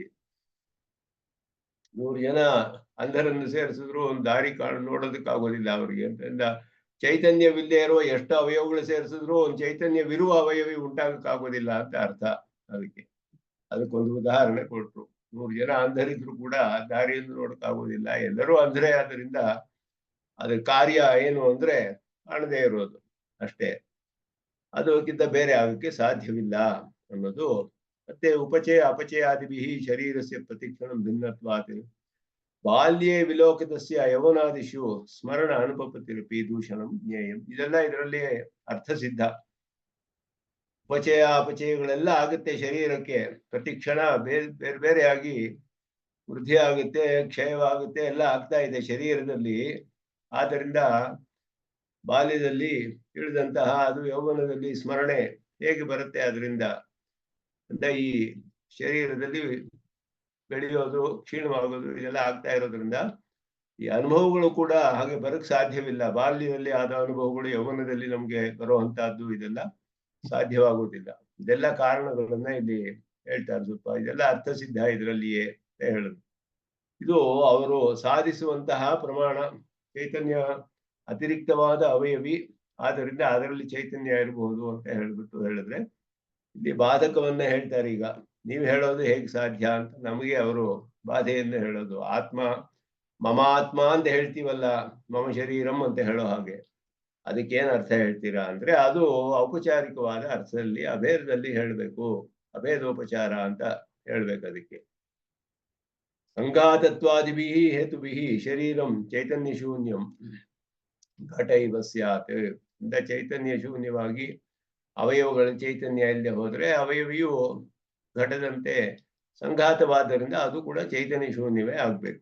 ಚೈತನ್ಯಂ ಇದಕ್ಕೊಂದು ಅನುಮಾನವನ್ನ ಪ್ರಯೋಗ ಮಾಡ್ತಾರೆ ನೈಯಾಯಿಕರಿಗೆ. ಇಲ್ಲಿ ಹೇಳ್ತಾ ಇದ್ದ ಶರೀರಂನ ಚೈತನ್ಯವತೆ ಸಂಘಾತತ್ವಾತ್ ಇತಿ ಅನುಮಾನ. ಸಂಘಾತವಾದದ್ದು ಯಾವುದು ಚೈತನ್ಯವಾಗಿ ಸಾಧ್ಯವಿಲ್ಲ, ಆದ್ದರಿಂದ ಸಂಘಾತಸ್ಯ ಪರಾರ್ಥತ್ವಾತ್ ಅಂತ.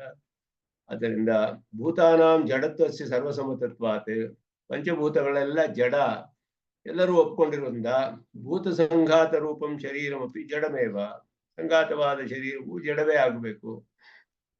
ಅದಕ್ಕೆ ಹೇಳ್ತಾರೆ ಮೇ ಶರೀರಂ ಇತಿ ಪ್ರತೀತ್ಯ ಅಹಮರ್ಥಸ್ಯ ಆತ್ಮನಃ ಶರೀರಸ್ಯ ಚ ಭೇದಃ ಸಿದ್ಧ್ಯತಿ ಕಿಲ ಅಂದ್ರೆ ಮಮ ಆತ್ಮ ಇತ್ಯಪಿ ಅಹಮರ್ಥಸ್ಯ ಆತ್ಮನಃ ಭೇದೋ ದೃಶ್ಯತೆ.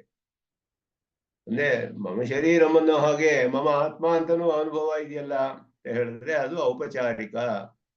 ಅವ್ರು ಹೇಳಿದ್ರು ಔಪಚಾರಿಕ ಅಂತ ಹೇಳಕ್ ಆಗೋದಿಲ್ಲ ಅಂತ ಹೇಳಿದ್ರೆ ಇದು ಔಪಚಾರಿಕ ಅಂತ ನಾವು ಸ್ವೀಕಾರ ಮಾಡೋದು ಏನು ವಿರೋಧವಿಲ್ಲ ಅಂತ ಹೇಳ್ತಾರೆ. ಇದು ಔಪಚಾರಿಕ ಅಂದ್ರೆ ಮಮ ಶರೀರಮು ಔಪಚಾರಿಕ ಅಂತ ಹೇಳ್ಬೇಕು ಅಂತ ಹೇಳಿದ್ರೆ ಹಾಗೆ ಹೇಳಕ್ ಸಾಧ್ಯವಿಲ್ಲ. ಮಮತು ಮಮಾತ್ಮ ಇತ್ಯೇಕಮೇವ ಔಪಚಾರಿಕಂ ಈ ಲಾಘವಮಿತಿ ವಾಚ್ಯಂ. ಅವ್ರಿಗೆ ಎರಡನ್ನೂ ಔಪಚಾರಿಕ ಹೇಳಬೇಕು. ಯಾಕೆಂದ್ರೆ ಸಂಘಾತದಲ್ಲಿ ಚೇತನ ಒಪ್ಕೊಂಡ್ರೆ ಸಂಘಾತದಲ್ಲಿಯೂ ಚೈತನ್ಯ ಇರಕ್ಕೆ ಸಾಧ್ಯವಿಲ್ಲ, ಅದು ಔಪಚಾರಿಕ. ಮಮ ಆತ್ಮ ಅನ್ನೋದು ಔಪಚಾರಿಕವಾಗಿ ಹೇಳ್ಬೇಕು. ನಾವು ಮಮ ಆತ್ಮ ಒಂದು ಮಾತ್ರ ಔಪಚಾರಿಕ ಹೇಳ್ತೀವಿ. ನಮ್ಮ ಮತವೇ ಇದು ಉತ್ತಮ ಅಂತ ಇಲ್ಲಿ ಹೇಳ್ತಾ ಇದ್ದಾರೆ. ಅತಿರಿಕ್ತವಾದ ಆತ್ಮ ಅನಂಗೀಕರ್ತು ಮಮ ಆತ್ಮಶಬ್ದಸ್ಯಾಪಿ ಶರೀರ ಪರತ್ವೇನ ಮಮ ಶರೀರಂ ಇತ್ಯನೇನ ಐಕಾರ್ಥ್ಯಾತ್ ಸ್ಯಾತ್. ಮುಂದಿನ ಶ್ಲೋಕದಲ್ಲಿ ಅದನ್ನ ಹೇಳ್ತಾರೆ. ಮಮ ಆತ್ಮ ಇತಿತು ಅಗತ್ಯ ಗತ್ಯಂತರ ಅಭಾವಾತ್ ಔಪಚಾರಿಕಮೇವ. ಅಲ್ಲಿ ಪ್ರಯೋಗ ಹಂಗೆ ಬಂದುಬಿಟ್ಟಿದೆ. ಮಮ ಆತ್ಮ ಅನ್ನೋದು ಸರಿಯಾದ ಪ್ರಯೋಗವಲ್ಲ. ಹಂಗೆ ನೋಡಿದ್ರೆ ಅದು ಔಪಚಾರಿಕ ಅಷ್ಟೇ. ನನ್ನ ಆತ್ಮನಿಗೆ ನನ್ನ ಆತ್ಮ ನಾಶವಾಯಿತು ಅಂತ ಹೇಳ್ತಾರೆ. ಆಳು ಬಂದರು ಹೇಳ್ತಾರೆ ನನಗೆ ನನ್ನ ಆತ್ಮನೂ ಬೇಡ ನನಗೆ.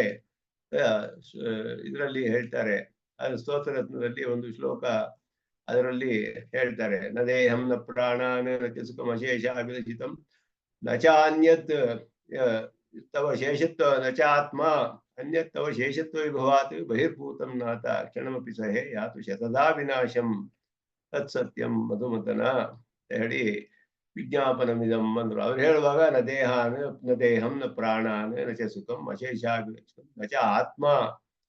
ಆತ್ಮವು ನಾಶವಾಗಿ ಶೇಷತ್ವವಿಲ್ಲದೆ ಇರೋ ಯಾವುದು ನನಗೆ ಬೇಡ, ಎಲ್ಲ ನಾಶವಾಗಿಬಿಡ್ಲಿ ಅಂತ ಹೇಳಿದ್ರು ಅವರು. ನನ್ನ ದೇಹ ನಿನಗೆ ಶೇಷವಲ್ಲ ಅಂತ ಹೇಳಿದ್ರೆ ಅದೇ ಬೇಡ ನನಗೆ ಆ ದೇಹ. ಪ್ರಾಣವು ನಿನಗೆ ಶೇಷವಲ್ಲ ಅಂದ್ರೆ ಅದು ಬೇಡ. ಆತ್ಮ ಶೇಷವಲ್ಲ ಅಂದ್ರೆ ಅದು ನಾಶವಾಗಲಿ ಅಂತ ಹೇಳಿದ್ರು. ನನ್ನ ಆತ್ಮ ನಾಶವಾಗಲಿ ಅಂತ ಹೇಳಿದ್ರೆ ಏನರ್ಥ ಹೇಳಿದ್ರೆ ಹಾಗೆ ಅಶೇಷತ್ವ ಬುದ್ಧಿ ಇಲ್ಲದೆ ಇರೋದೇ ಆತ್ಮನಿಗೆ ನಾಶ ಅಂತ ಹೇಳಲ್ಪಡುತ್ತೆ. ಆತ್ಮನಾಶ ಅಂದ್ರೆ ಆತ್ಮನಾಶವಾಗೋಯ್ತು ಅಂದ್ರೆ ಆತ್ಮ ನಿತ್ಯವಾದ ತತ್ವ ನಾಶವಾಗೋದಿಲ್ಲ. ಆ ರೀತಿ ಪ್ರಯೋಗ ಕಂಡು ಬರುತ್ತೆ. ಆಚಾರ್ಯರು ಆಳ ಬಂದರೆ ಹೇಳ್ತಾರೆ ಸ್ತೋತ್ರರತ್ನದಲ್ಲೂ ಶ್ಲೋಕದಲ್ಲಿ. ನಮ್ಮಾಳ್ವಾರ್ ಹೇಳ್ತಾರೆ ಹೇಳುವಾಗ ಅಲ್ಲಿ ಆತ್ಮನಾಶ ಅಂತ ಹೇಳಿದ್ರೆ ಔಪಚಾರಿಕವಾದ ಅರ್ಥ. ಶೇಷತ್ವ ಜ್ಞಾನವಿಲ್ಲದೆ ಇರುವ ಅದು ಆತ್ಮ ನಷ್ಟವಾದಂಗೆ ಅರ್ಥ. ಶೇಷತ್ವ ಜ್ಞಾನ ಇದ್ರೇನೆ ಅದು ಬದುಕಿದೆ, ಅದು ಇದೆ ಅಂತ ಹೇಳ್ಬಹುದು. ಸತ್ವ ಅಂತ ಹೇಳ್ಬೇಕಾದ್ರೆ ಅಸ್ತಿ ಬ್ರಹ್ಮೇತಿ ಚೇದ್ವೇದ ಸಂತಮೇನಂ ತಥೋ ವಿದುರಿತಿ.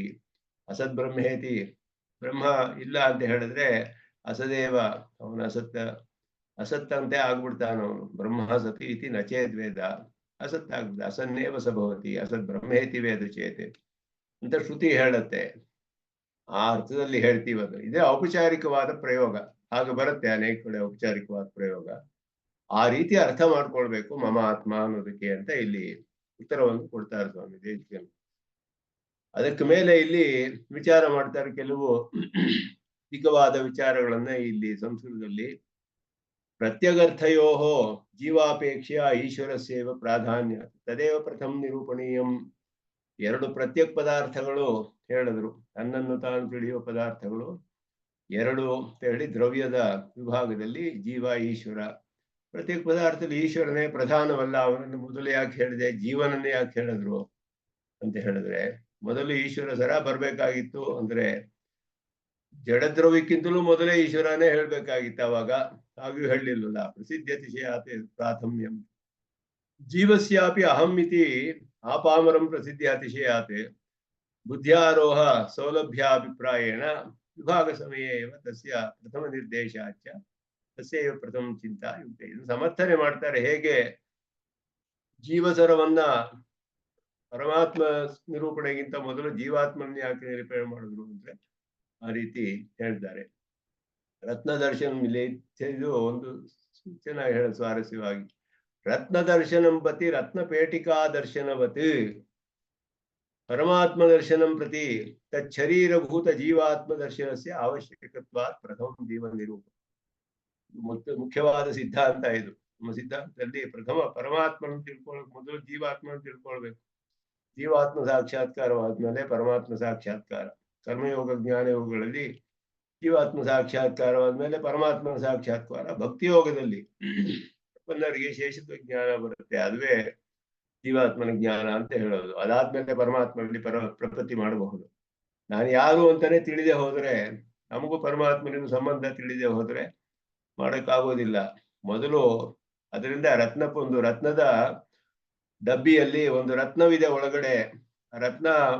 ರತ್ನ ತಿಳಿಯೋಕೆ ಮೊದಲು ಆ ಡಬ್ಬಿಯನ್ನು ಓಪನ್ ಮಾಡ್ಬೇಕಲ್ಲ, ಬಾಕ್ಸ್ ಅನ್ನ, ಪೇಟಿಕಾನ ಓಪನ್ ಮಾಡಿದ್ರೆ ಮತ್ತೆ ಅದು ತಿಳಿದು ಅದನ್ನ ನೋಡಿ ಅದನ್ನ ತೆಗೆದ್ರೆ ಅದ್ರ ಒಳಗಡೆ ರತ್ನ ಕಾಣುತ್ತೆ. ಹಾಗೆ ಪರಮಾತ್ಮನಿಗೆ ಶರೀರವಾದ ಜೀವನನ್ನ ಮೊದಲು ತಿಳಿದುಕೊಂಡು ಆಮೇಲೆ ಶರೀರಿ ಆದ ಪರಮಾತ್ಮನನ್ನು ತಿಳಿಯೋದು ಸರಿ. ಆದ್ದರಿಂದ ಜೀವಸರ ಮೊದಲು ಬಂದು ನಾಯಕ ಸರ ಆಮೇಲೆ ಹೇಳಿದ್ರು. ಮತ್ತೆ ಇಲ್ಲಿ ತತ್ವ ಮುಕ್ತಾ ಕಲಾಪ ಅನ್ನೋ ನ್ಯಾಯದಿಂದ ಒಂದು ಸರವನ್ನ ಹೇಳಿದ್ದಾರೆ. ಅದರಲ್ಲಿ ನಾಯಕ ಮಣಿ, ಮಧ್ಯಮಣಿ ನ್ಯಾಯ, ಮಧ್ಯಮ ಮಣಿ ನ್ಯಾಯ ಅಂತ ಹೇಳ್ಬಿಟ್ಟು ಹೇಳೋದ್ರಿಂದ ನಾಯಕ ಸರ ಅಂತ ಹೇಳಿ ನಾಯಕ ಮಣಿ ಅಂತ ಹೇಳಲ್ಪಡುತ್ತೆ. ಅದರಿಂದಲೂ ಕೂಡ ಈಶ್ವರ ಸರ ಅಂತ ಹೇಳಿದೆ, ನಾಯಕ ಸರ ಅಂತ ಹೇಳಿದ್ದಾರೆ. ರತ್ನಹಾರೇಶು ಹಿ ಮಧ್ಯಮ ರತ್ನಸ್ಯ ನಾಯಕ ರತ್ನಂ ಇತಿ ಪ್ರಸಿದ್ಧಿ. ಇಲ್ಲ ಸಮರ್ಥನೆ ಮಾಡ್ತಾರೆ ಹೇಗೆ ಅಂತ. ಅದನ್ನು ಜೀವಸರ ಯಾಕೆ ಬರ್ಬೇಕು ಮೊದಲು. ಅದಾದ್ಮೇಲೆ ಇಲ್ಲಿ ಇನ್ನು ಕೆಲವು ವಾದಗಳನ್ನ ಪರೀಕ್ಷೆ ಮಾಡ್ತಾರೆ. ಜೀವ ನಿರೂಪಣೆ ಪ್ರಸಕ್ತವಾದಾಗ ತಸ್ಯ ದೇಹಾದಿ ಅತಿರಿಕ್ತತ್ವ ಸಾಧನಸ್ಯೈವ ಆಸ್ತಿಕಾನಾಂ ಪ್ರಥಮ ಕರ್ತವ್ಯಾತ್ ತೇನೈವ ಉಪಕ್ರಮ. ಅದರಲ್ಲಿಯೂ ಮೊದಲು ದೇಹಾದಿ ಅತಿರಿಕ್ತತ್ವ ಸಾಧನೆ ಮೊದಲು ಮಾಡಬೇಕು. ಜೀವಾತ್ಮನು ದೇಹವಲ್ಲ, ದೇಹಾತ್ಮ ಭ್ರಮೆ ಮೊದಲು ಹೋಗ್ಬೇಕು, ಪ್ರಧಾನವಾದದ್ದು. ಆದ್ದರಿಂದ ಅದನ್ನು ಮೊದಲು ತಳ್ಳಿ ಹಾಕಿ ಆಮೇಲೆ ಸ್ವತಂತ್ರ ಆತ್ಮ ಭ್ರಮೆ ಆಮೇಲೆ ಬರುತ್ತೆ. ದೇಹಾತ್ಮ ಭ್ರಮೆಯನ್ನ ತೆಗಿಬೇಕು. ದೇಹವೇ ಆತ್ಮ, ದೇಹದಲ್ಲಿ ಇಂದ್ರಿಯಗಳಿದೆ, ಮನಸ್ಸಿದೆ, ಎಲ್ಲ ಬೇರೆ ಬೇರೆ ಪಕ್ಷಗಳಲ್ಲಿ ಅಂತಃಕರಣವೇ ಜೀವ ಅಂತ ಹೇಳ್ತಾರೆ ಅದ್ವೈತದಲ್ಲಿ. ಆದ್ರಿಂದ ಇದನ್ನೆಲ್ಲ ಮೊದಲು ತಳ್ಳಿ ಹಾಕಿ ಆಮೇಲೆ ಜೀವ ಸ್ವರೂಪದ ಶೋಧನೆ ಅಧಿಕವಾಗಿ ಮಾಡಬೇಕು. ಮೊದಲು ಶರೀರಾದಿಗಳಿಗಿಂತ ಬೇರೆ ಅನ್ನೋದು ನಿರೂಪಣೆ ಮಾಡಬೇಕು. ಆತ್ಮನಃ ಹಿ ಅಹಮರ್ಥತ್ವಂ ಸರ್ವಸಮ್ಮತಂ. ಅಹಮರ್ಥ ಅನ್ನೋದು ಆತ್ಮ ಅನ್ನೋದನ್ನ ಎಲ್ಲರೂ ಒಪ್ಕೊಳ್ತಾರೆ. ನತು ಪರಮತವತ್ ಅಹಮರ್ಥಾನಾಂ ಅಹಮರ್ಥಾನ ಆತ್ಮತ್ವ ಅಹಮರ್ಥ ಅನಾತ್ಮತ್ವವಾದಿನಃ. ಅಹಮರ್ಥ ಅನಾತ್ಮತ್ವವಾದಿನಃ ನ ವಯಂ ಅಂದ್ರು. ಅಹಮರ್ಥವು ಆತ್ಮವಲ್ಲ ಅಂತ ಹೇಳುವ ವಾದ ಅಲ್ಲ ನಮ್ಮದು. ಅಹಮರ್ಥ ಅನಾತ್ಮತ್ವವಾದಿನಃ. ಅಹಮರ್ಥವು ಆತ್ಮವಲ್ಲ. ಇಲ್ಲಿ ಯುಷ್ಮದಸ್ಮದ ಅರ್ಥದಾರ್ಥ ಗೋಚರಯೋಹೋ ಅಂತ ಹೇಳಿದ್ರು. ಯುಷ್ಮತ್ ಪದ ಅಸ್ಮತ್ ಪದದಲ್ಲಿ ಅಹಂ ಅನ್ನೋದನ್ನ ಯುಷ್ಮತ್ ಪದದಲ್ಲಿ ಸೇರಿಸ್ಬಿಟ್ರು. ಶಂಕರಾಚಾರ್ಯ ಆರಂಭದಲ್ಲಿ ಶಂಕರ ಭಾಷ್ಯ, ಅವರ ಬ್ರಹ್ಮಸೂತ್ರ ಭಾಷ್ಯದಲ್ಲಿ ಆರಂಭದ ಮಾಡುವಾಗಲೇ ಅದನ್ನ ಹೇಳ್ತಾರೆ. ವಿಶ್ವದ ಅಸ್ಮತ್ ಪದಾರ್ಥಗಳನ್ನು ಹೇಳುವಾಗ ಅಸ್ಮತ್ ಪದಾರ್ಥಕ್ಕಿಂತ ಯುಷ್ಮತ್ ಪದಾರ್ಥ ಬೇರೆ. ಆದ್ದರಿಂದ ಆತ್ಮ ಅಂತ ಹೇಳಿದ್ರೆ ಒಂದು ಸಂವಿತ್ ಅನ್ನೋದು ಬರೀ ಜ್ಞಾನ. ಅಹಂ ಅಂತ ಹೇಳಿದ್ರೆ ಅಲ್ಲಿ ಬಂದ್ಬಿಡ್ತು ಅವಿದ್ಯೆ. ಅಹಂ ಅಂತ ಹೇಳಕ್ಕಾಗೋದಿಲ್ಲ ಆತ್ಮನನ್ನ. ಅಹಂ ಅಂತ ಹೇಳಿದ್ರೆ ಆವಿದ್ಯಕ, ಅದು ಯುಷ್ಮದ ಅರ್ಥದಲ್ಲಿ ಸೇರ್ಬೇಕು ಅಂತ ಹೇಳಿದ್ರು, ಅಸ್ಮದ ಅರ್ಥದಲ್ಲಿ ಸೇರೋದಿಲ್ಲ. ಅದನ್ನ ಯಾಕೆ ಅಂದ್ರೆ ಆತ್ಮನ ಅಹಂ ಅಂದವರು ಆತ್ಮ ಆಗಕ್ಕೆ ಸಾಧ್ಯವಿಲ್ಲ, ಆತ್ಮ ಅನ್ನೋನ್ನ ಹೇಳಕ್ಕಾಗೋದಿಲ್ಲ. ಈ ರೀತಿ ಆರಂಭದಲ್ಲಿಯೇ ಅಲ್ಲಿ ಅಧ್ಯಾಸ ಭಾಷ್ಯ ಅಂತ ಶಂಕರ ಭಾಷ್ಯದಲ್ಲಿ, ಶಂಕರ ಭಾಷ್ಯ ಬ್ರಹ್ಮಸೂತ್ರ ಭಾಷ್ಯದಲ್ಲಿ ಆರಂಭದಲ್ಲಿಯೇ ಹೇಳ್ತಾರೆ. ಆ ರೀತಿ ನಾವು ಆ ಒಂದು ವಾದವನ್ನು ನಾವು ಮಾಡೋದಿಲ್ಲ. ಅಹಮರ್ಥವು ಅನಾತ್ಮ ಅಂತ ಹೇಳುವ ವಾದ ನಮ್ಮದಲ್ಲ ಅಂತ ಹೇಳ್ತಿದ್ದಾರೆ. ಲೋಕೆ ಚ ಆಪಾಮರ ಪಂಡಿತ ಪ್ರವರಂ ಅಹಂ ಇತಿ ಪ್ರತೀತಿ ಶರೀರ ವಿಷೀಣ್ಯವ ಸರ್ವಾನುಭವ ಸಿದ್ಧಾಗ ಹೇಳಿದ್ರು. ಲೋಕದಲ್ಲಿ ಎಲ್ಲರಿಗೂ ಅಹಂ ಅಂದ್ರೆ ಶರೀರ ಅಂತಾನೆ ಎಲ್ಲ ಅನುಭವದಂಗೆ ತಿಳ್ಕೊಳ್ತಾರೆ, ಶರೀರ ವಿಷಯವೇ ಅಂತ ಹೇಳಿ. ಆದರೆ ಪಾಮರಾಣಾಮೇವ ಅಯಂ ಶರೀರ ಅಹಂ ಬುದ್ಧಿ ನತು ಆತ್ಮಜ್ಞಾನ ನತು ಮಂತವ್ಯಂ ಇದು ಹೇಳ್ತಾರೆ. ಇವರು ಬರೀ ಆತ್ಮಜ್ಞಾನಿಗಳಿಗೆ ಈ ಭಾವ ಇಲ್ಲ ಅಂತ ತಿಳಿಬೇಡಿ, ಅವ್ರಿಗೂ ಶರೀರಾತ್ಮ ಭ್ರಮೆ ಇದ್ದೇ ಇದೆ. ಯಾಕೆ ಅಂದ್ರೆ ವ್ಯವಹಾರದಲ್ಲಿ ಹಾಗೆ ಬರುತ್ತೆ. ಹೇಳ್ತಾರೆ ಇದಂತು ತೇ, ಕೃಷ್ಣನ ಮಾತನ್ನ ಹೇಳ್ತಾರೆ, ಇದಂತು ತೇ ಗುಖ್ಯತಮಂ ಪ್ರವಕ್ಷ್ಯಾಮಿ ಅನಸೂಯ. ಇದು ಸ್ವಲ್ಪ ಸೂಕ್ಷ್ಮವಾಗಿ ವಿಚಾರ ಮಾಡ್ತಾರೆ ಇಲ್ಲಿ ಆಚಾರ್ಯರು. ಇದಂ ವಿವಸ್ವತೆ ಯೋಗಂ ಪ್ರೋಕ್ತವಾನಹಂ ಅನ್ನುವಾಗ ಪ್ರವಕ್ಷ್ಯಾಮಿ, ಪ್ರೋಕ್ತವಾನ್, ಇದೆಲ್ಲ ಈ ದೇಹದ ಇಂದ್ರಿಯಗಳನ್ನ ಇಟ್ಕೊಂಡು ಹೇಳೋ ಶಬ್ದ ಇದೆಲ್ಲ. ಪ್ರವಕ್ಷ್ಯಾಮಿ ಅಂದ್ರೆ ಏನರ್ಥ? ಹೇಳೋದು ನಮ್ಮ ವಾಗೀಂದ್ರಿಯದಿಂದ ಹೇಳಬೇಕು. ಶಬ್ದವನ್ನು ಅದೆಲ್ಲ ಅಚೇತನವಾಯಿತು. ನಾನು ಹೇಳ್ತೀನಿ ಅಂತ ಹೇಳಿದ್ರೆ ಈ ರೀತಿ ಎಲ್ಲ ಹೇಗೆ ಹೇಳಕ್ ಸಾಧ್ಯ? ಆತ್ಮ ಹೇಳಕ್ ಆಗೋದಿಲ್ವಲ್ಲ, ಆತ್ಮನ ಶಬ್ದದಿಂದ ಹೇಗೆ ಮಾತಾಡ್ತಾನೆ? ಇದೆಲ್ಲ ಆಗೋದಿಲ್ವಲ್ಲ. ಇತ್ಯಾದವು ಸರ್ವಜ್ಞ ಶ್ರೇಷ್ಠೇನ ಭಗವತಾಪಿ ಪ್ರವಕ್ಷ್ಯಾಮಿ ಇತಿ ಕಥನಾತಿ. ಪ್ರವಚನಂ ಹಿ ಶಬ್ದ ಪ್ರಯೋಗ. ಯಾವತ್ತು ಪ್ರವಚನ ಅಂತ ಏನು? ಶಬ್ದ ಪ್ರಯೋಗವೇ.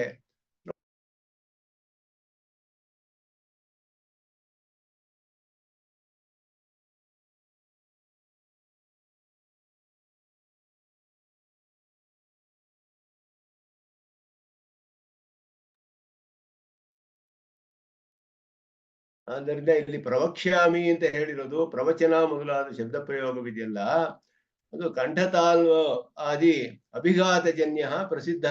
ಕಂಠತಾಲು ಮೊದಲಾದವುಗಳಿಂದ ಉಂಟಾಗುವ ಶಬ್ದ ಇದು. ನಮ್ಮ ಗಂಟ್ಲಿನಲ್ಲಿ ಇರುವ ಬೇರೆ ಬೇರೆ ಭಾಗಗಳಿಂದ ಶಬ್ದಗಳೆಲ್ಲ, ಅಕ್ಷರಗಳೆಲ್ಲ ವರ್ಣಗಳು ಉಂಟಾಗುತ್ತೆ.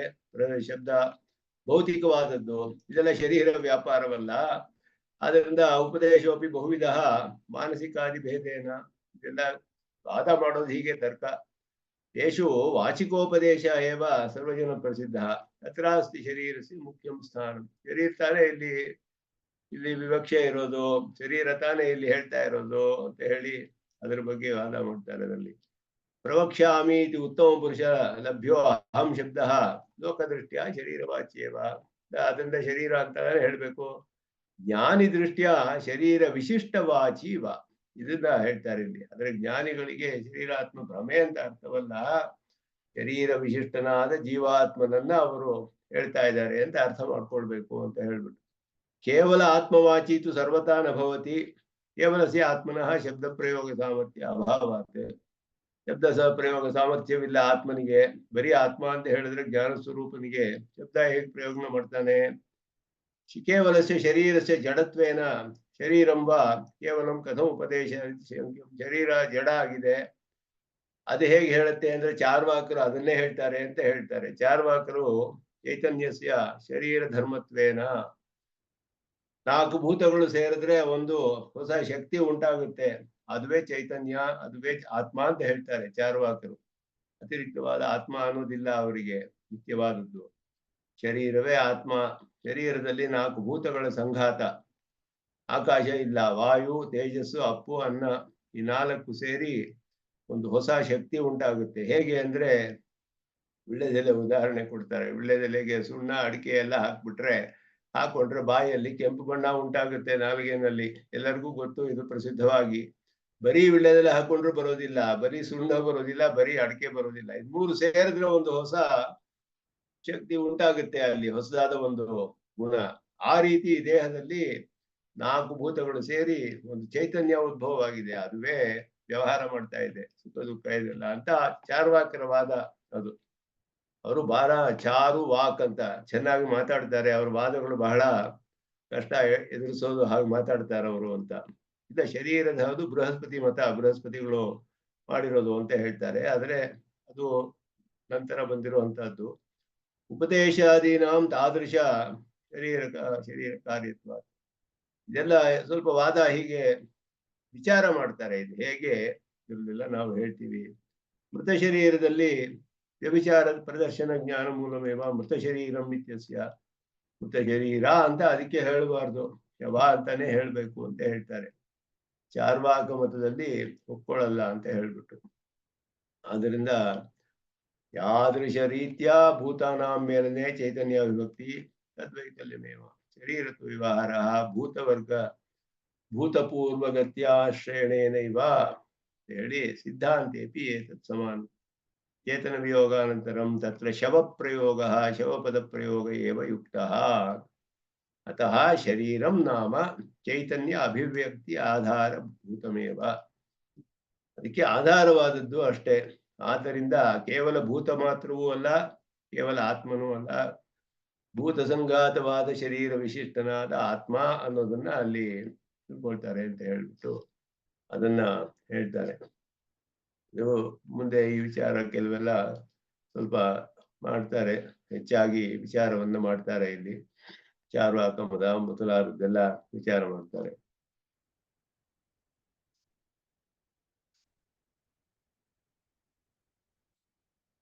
ಆದ್ರಿಂದ ಇಲ್ಲಿ ಜ್ಞಾನಿಗಳ ವಿಷಯದಲ್ಲಿ ಹೇಳುವಾಗ ಶರೀರ ವಿಶಿಷ್ಟನಾದ ಜೀವ ಅನ್ನೋದೇ ಅವರಿಗೆ ಬರೋದು ಅನ್ನೋದನ್ನ ಸ್ವಲ್ಪ ಅಧಿಕವಾದ ವಾದಗಳಿದೆ. ಅದು ನಮಗೆ ಅಷ್ಟು ತುಂಬಾ ವಿಸ್ತಾರ ಬೇಕಾಗಿಲ್ಲ ಇದರಲ್ಲಿ.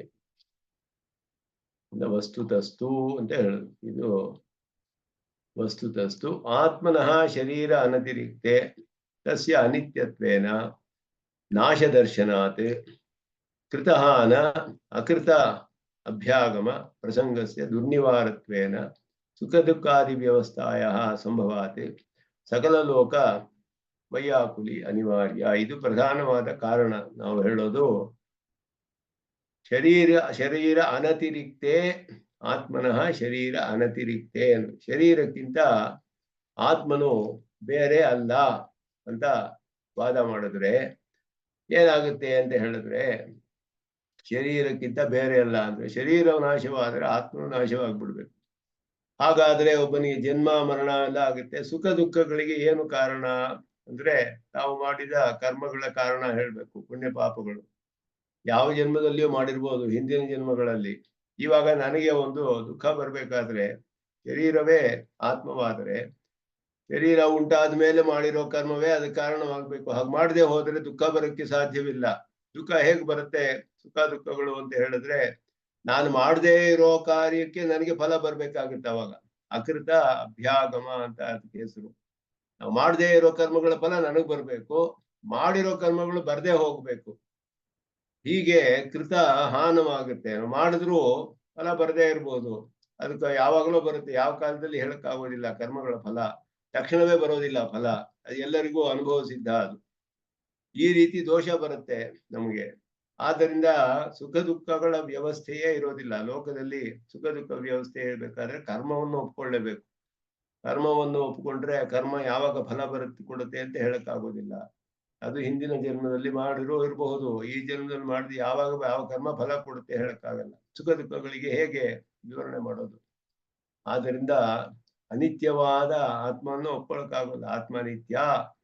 ಸುಖ ದುಃಖಗಳ ವ್ಯವಸ್ಥೆಯಿಂದಲೇ ಇಲ್ಲ ಹೋದ್ರೆ ಲೋಕದಲ್ಲಿ ಎಲ್ಲ ವ್ಯಾಕುಲವಾಗ್ಬಿಡುತ್ತೆ. ಶರೀರ ಅತಿರಿಕ್ತತ್ವೇತು ಪೂರ್ವೋತ್ತರ ಜನ್ಮನಾಂ ಸಿದ್ಧ. ಶರೀರಕ್ಕಿಂತ ಬೇರೆ ಅಂತ ಹೇಳಿದ್ರೆ ಹಿಂದಿನ ಜನ್ಮ ಮುಂದಿನ ಜನ್ಮ ಎಲ್ಲ ಸಿದ್ಧಿಸುತ್ತೆ. ಪೂರ್ವ ಕರ್ಮಾನುರೋಧೇನ ಸುಖ ದುಃಖ ವ್ಯವಸ್ಥೆಯ ಸರ್ವಂ ಸುಪರಿಹರಂ. ಪೂರ್ವ ಕರ್ಮಕ್ಕೆ ಅನುಗುಣವಾಗಿ ಸುಖ ದುಃಖಗಳ ವ್ಯವಸ್ಥೆ ಮಾಡಬಹುದು. ಆದ್ದರಿಂದ ಅದನ್ನ ನಾವು ಒಪ್ಕೊಳ್ತೀವಿ ಅಂತ ಹೇಳಿದ್ರು. ಇದು ಈ ಇದು ಶರೀರ ಸುಖ ದುಃಖ ಯಾಕೆ ಬರುತ್ತೆ ಅಂದ್ರೆ ಚಾರ್ವಾಕರು ಹೇಳ್ತಾರೆ ಅದು ಸ್ವಭಾವ ಸಿದ್ಧ, ಸ್ವಭಾವವಾದ ಅಂತ ಅವ್ರಿಗೆ ಹೆಸರು. ಎಲ್ಲ ಅದರ ಸ್ವಭಾವ ಅಷ್ಟೇ ಅಂತ ಹೇಳಿದ್ರು. ಅಗ್ನಿ ಯಾಕೆ ಸುಡುತ್ತೆ ಅಂದ್ರೆ ಅದು ಸ್ವಭಾವವೇ. ಅದು ಹೀಗೆ ಸ್ವಭಾವ ಅಂತ ಹೇಳ್ಬಿಡ್ತಾರೆ ಅವರೆಲ್ಲ. ಆ ಸ್ವಭಾವವಾದವನ್ನ ನಾವು ಒಪ್ಕೊಳ್ಳೋದಿಲ್ಲ. ಅವ್ರು ಹೇಳೋದು ಸ್ವಭಾವ ವ್ಯವಸ್ಥೆಯ ಹೇಳಿದ್ರು. ಸ್ವಭಾವ ಅನ್ನೋದು ಮುಂದೆ ತಳ್ಳಿ ಹಾಕ್ತಾರೆ ಸ್ವಭಾವವಾದ ಅನ್ನೋದನ್ನ. ಆದ್ದರಿಂದ ಶರೀರವೇ ಆತ್ಮವಲ್ಲ ಅನ್ನೋದು ಸ್ಪಷ್ಟವಾಗಿ ಇದರಲ್ಲಿ ತಿಳಿಯುತ್ತೆ ಇದರಲ್ಲಿ ಅಂತ ಹೇಳೋದನ್ನ ಸ್ಪಷ್ಟ ಮಾಡ್ತಾರೆ. ಅದರ ಮೇಲೆ ಎರಡನೆಯ ಶ್ಲೋಕ ಸ್ವಲ್ಪ ಸಂಸ್ಕೃತದಲ್ಲಿ ವಿಸ್ತಾರವಾಗಿ ವಾದಗಳನ್ನೆಲ್ಲ ವಿಚಾರ ಮಾಡ್ತಾರೆ ಬೇರೆ ಪಕ್ಷಗಳು. ಅದೇ ಮುಂದೆ ಬರುತ್ತೆ ಶ್ಲೋಕಗಳಲ್ಲಿ ಒಂದೊಂದು ಪಕ್ಷವನ್ನು ಸ್ವಾಮಿ ದೇಶಿಕನ್ ಯಾವುದು ಬಿಡದೆ ಎಲ್ಲವನ್ನು ಇದು ಮಾಡ್ತಾರೆ. ಎರಡನೇದಲ್ಲಿ ಶರೀರಕ್ಕಿಂತ ಬೇರೆಯಾದ ಆತ್ಮನಿಗೆ ಪ್ರಮಾಣವನ್ನ ತೋರಿಸ್ತಾರೆ. ಇವಾಗ ಸ್ಯಾದ್ವಾಸೌ ಚರ್ಮ ದೃಷ್ಟೇ ಅಯಮಹಮಿತಿ ಧೀಹಿ ದೇಹ ಏವಾತ್ಮಜುಷ್ಟೇ ನಿಷ್ಠಪ್ತೆ ಲೋಹಪಿಂಡೇ ಹುತವಹಮತಿವದ್ಭೇದಕಾಖ್ಯಾತಿ ಮೂಲ ಶ್ರುತ್ಯರ್ಥಾಪತ್ತಿಭಿಶ್ಚ ಶ್ರುತಿಭಿರಪಿ ಚ ನಃ ಸರ್ವದೋಷೋಜ್ಜಿತಾಭಿಃ ದೇಹಿ ದೇಹಾಂತರಾಪ್ತಿ ಕ್ಷಮೈಃ ವಿದಿತಃ ಸಂವಿಧಾನಂದ ರೂಪಃ. ಪ್ರಧಾನವಾಗಿ ಶ್ರುತ್ಯರ್ಥಾಪತ್ತಿ ಮತ್ತೆ ಶ್ರುತಿ ಇವುಗಳಿಂದ ನಮಗೆ ಪ್ರಮಾಣ ಸಿಗುತ್ತೆ.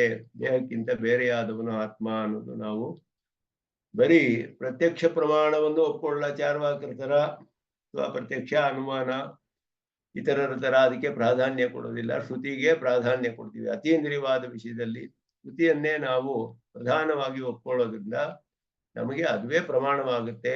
ಶರೀರಕ್ಕಿಂತ ಬೇರೆಯಾದ ಆತ್ಮ ಇದ್ದಾನೆ ಅಂತ ಹೇಳೋದಲ್ಲಿ ಇಲ್ಲಿ ಹೇಳ್ತಾರೆ. ಇಲ್ಲಿ ಚರ್ಮದೃಷ್ಟೇಹೇ ಅಸೌ ಅಯಮಹಂ ಇತಿ ಧೀಹಿ ನಿಷ್ಠಪ್ತೆ ಲೋಹಪುಂಡೆ ಉತವಹ ಮತಿವತೆ ಆತ್ಮಜುಷ್ಟೇ ದೇಹೇ ಏವ ಭೇದಕ ಅಖ್ಯಾತಿ ಮೂಲ ಸ್ಯಾದ್ವಾ ಅಂತ ಒಂದು ಅದಕ್ಕೆ ಅನ್ವಯ ದುಡ್ಡಾಗಿ ಹೇಳಿದ್ರು.